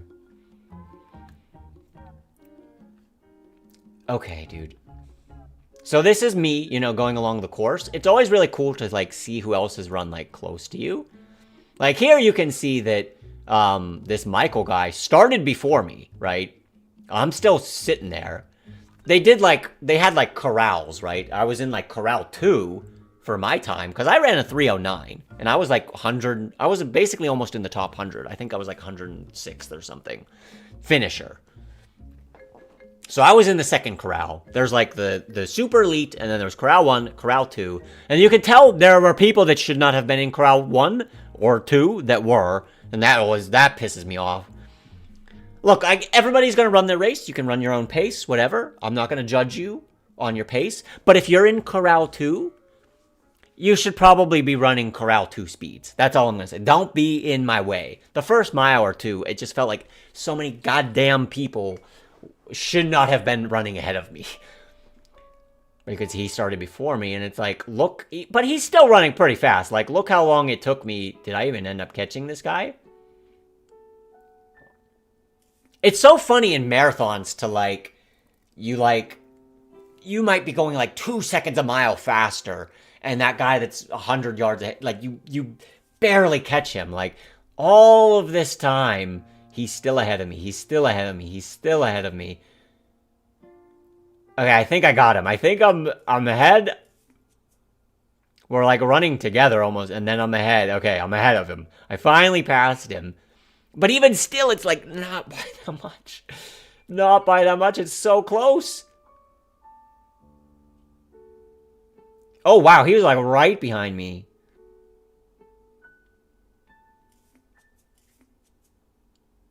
I pulled away a little bit at the end, but yeah, it's just funny to see like how people run almost the same, like the exact same thing.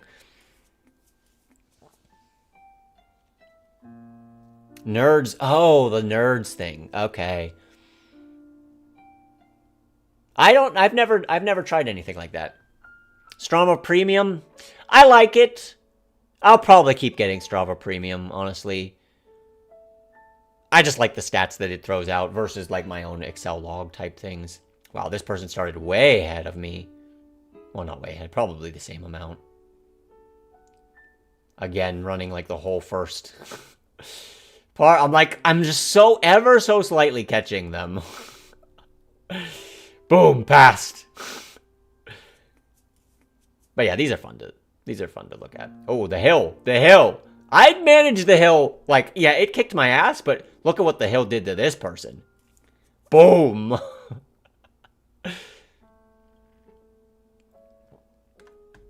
But these are fun. Okay, I think that's enough. I think that's enough. Yeah, true. I mean, this was a marathon, so if you're running the marathon, you can't be like too... I mean, you can, but most people... Especially if they're going to be in Corral 2. And it's most of these people, it's like, you could see if I would pick any random people here, they're running pretty much what I'm running, for the most part. There is, every once in a while, you get those people that's just like, what are you doing here? And again, I'm trying not to judge too much, but... Yeah, I agree. The more casual, like, turkey trots or some of those 5Ks, it's like, man... There's a 4th of July one that I've run in the past, like really big 4th of July race. Like they have a parade and everything afterwards, but boy, there's just people that running influencer, dude. I could totally, right? With this beard, nobody's running with a beard. Like, well, there are people, but okay. That's my stats 2025 recap. Hope you guys enjoyed all of the running stuff, all of the health stuff. Oh, we were going to look at... Wait, we were going to look at... What did you want to see? Runs per season or per temperature? Let me see if I can whip something up real quick. Real quick. What would I need to do? I need to make some bins, right? I did do the finances earlier. If you want to go back into the VOD, we spent like 2 hours talking about our financial stats stuff. Oh god, where can I even put this? I just want to put it like somewhere off in space.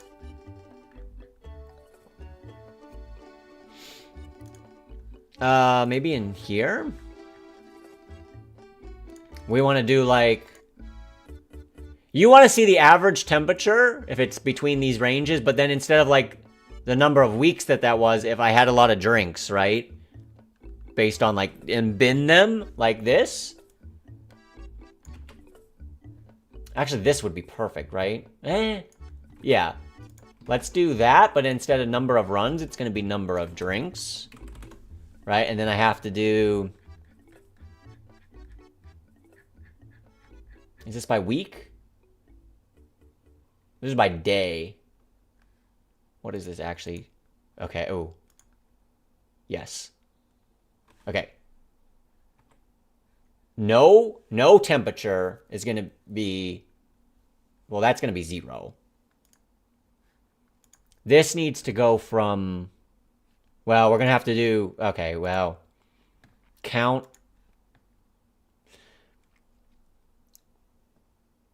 P2? I can't do count ifs. I'm going to have to do sum. Oh, the thing ended. Okay, give me a second. It's going to be this one, and it's going to be T.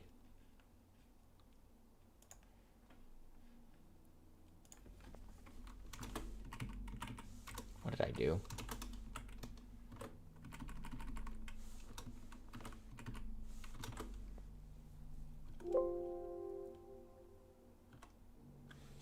Motherfucker.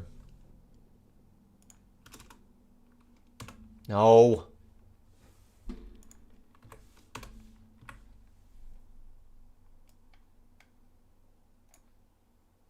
Not right.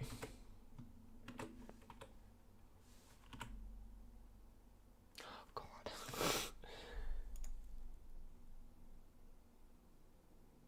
You?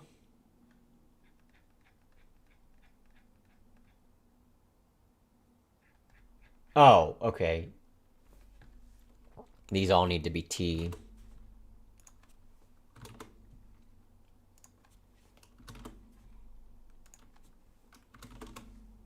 Damn it!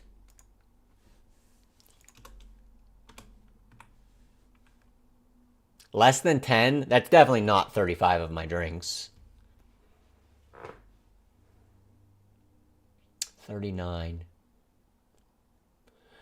No, that's the amount of times. That's the amount of times that I've had less than 10 drinks, right? No. 39? Did I drink 39 days is what I need to... I think that's what that number's representing. How many days did I drink? Oh, I don't even have that on here. Beers, mixed drink. Yeah, basically, if I would have, you know, a shot of something, that's going to be 1 drink. If I would have a 10% beer, I'm going to count that as 2 drinks.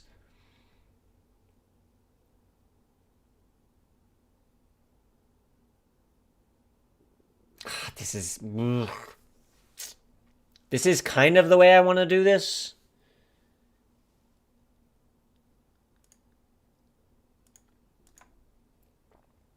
Is there just a better way to do this?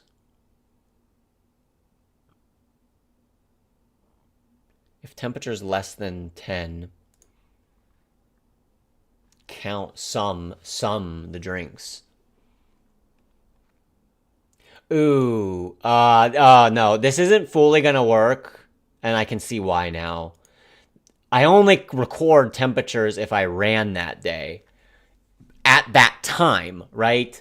But if I have a drink... Yeah, I don't think this is gonna work, Veggie. Because... I don't know what the temperature... What would you do for a temperature where you didn't run? You'd take, like, the high temperature?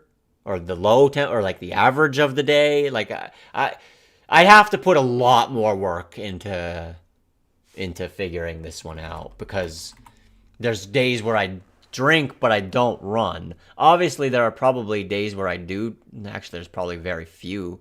Like here, I have a temperature, right? But there's so many where I drink and I don't run, and so it doesn't grab a temperature. And then you'd have to decide. I mean, I do, but it doesn't get over to here. And then you'd have to decide, you know, in your historic weather, like, I have every hour, but if I have a drink on the 1st of January, which one are you picking? I don't know exactly when I had that drink. It's like, it might have been 1700, but that I don't go into that level of when I had that drink, you know, to know what temperature it was. Yeah, you could maybe do like a daily average, and I could probably do it, but yeah, this would be a lot. It's not something I can just come do it, you know. Feels like one of those problems. I did one of those one year. I would love to do that again, like one of the Excel things. It would be really cool. The weather data. So this is how I get the weather data. Again, a lot of this is semi-automated, not fully automated. I do have to do like some of the interim steps. One of them is pulling the weather data. I go to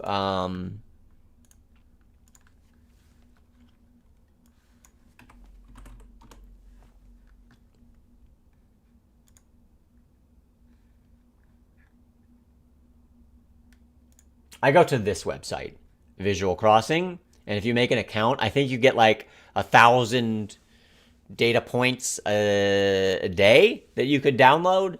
And usually I just do it once a month. I come in, I put my hourly, I come in and I say, okay, like this is what I would do for a typical, it's January 4th, it's the weekend, I'm going to come in, I'm going to grab December's data, give me all of December, apply it, you know, and download it. And I want, you know, hours. That's going to cost me 744. You get 1,000 for free, I think, a day. So, and then I just do it, you know, and then it gives me the stuff. And then I just paste it into, I think I could fully automate that, but I'm too lazy. Maybe one day. Maybe one day I'll just make the bot do it in the background. I could definitely do it. I just don't. Plus, there's times where I'm not in Pittsburgh. Like I was in I did my marathon in San Diego. I kind of have to specifically say, grab San Diego's data for that couple of days, you know. But yeah. Yeah, it's crazy. We got so much snow that night. I think I usually go to bed before midnight, but then I'm waking up by all the fireworks. There was like nothing.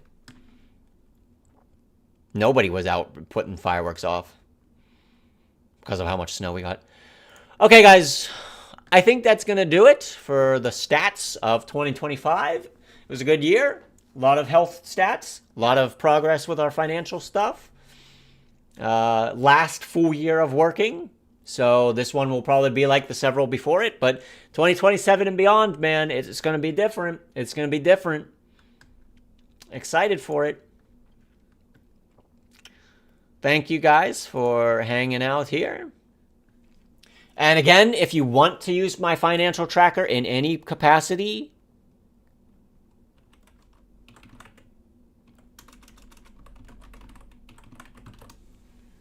there's the spreadsheet. Feel free to download it. It doesn't have the macros and all of that, but most people don't need that. There's getting started. I basically explain all the categories and things. I have a YouTube link with 40 minutes of me rambling about how to use it. So if there's anything about it you want to tweak or edit, you can definitely do it. But yeah, feel free to download it and use it. It's basically the exact same thing I was using today, like I showed you guys today. I've been using it since 2020. I really, really like it. I don't see me changing my system at this point. I'm quite happy with how it's structured. So maybe you have a tracker or you want to get started, you can borrow ideas, you can steal it straight up. So many people would be like, they would post on Instagram like, I have this awesome tool you can use if you subscribe, you sign up to my, like, nah.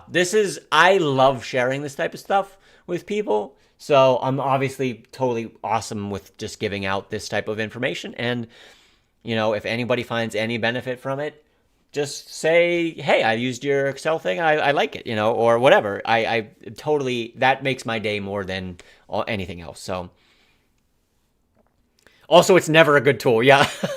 Yeah. Those ones that those influencers on like Instagram or whatever. It's just like, I see so many of those for like financial things. And it's just like, I don't know. I love giving out this type of information for free. And you can always find it for free. Like, don't sign up for any tools like that. I mean, if you like the apps or whatever, and there's a monthly subscription and it does all the stuff in the background for you, that's cool. But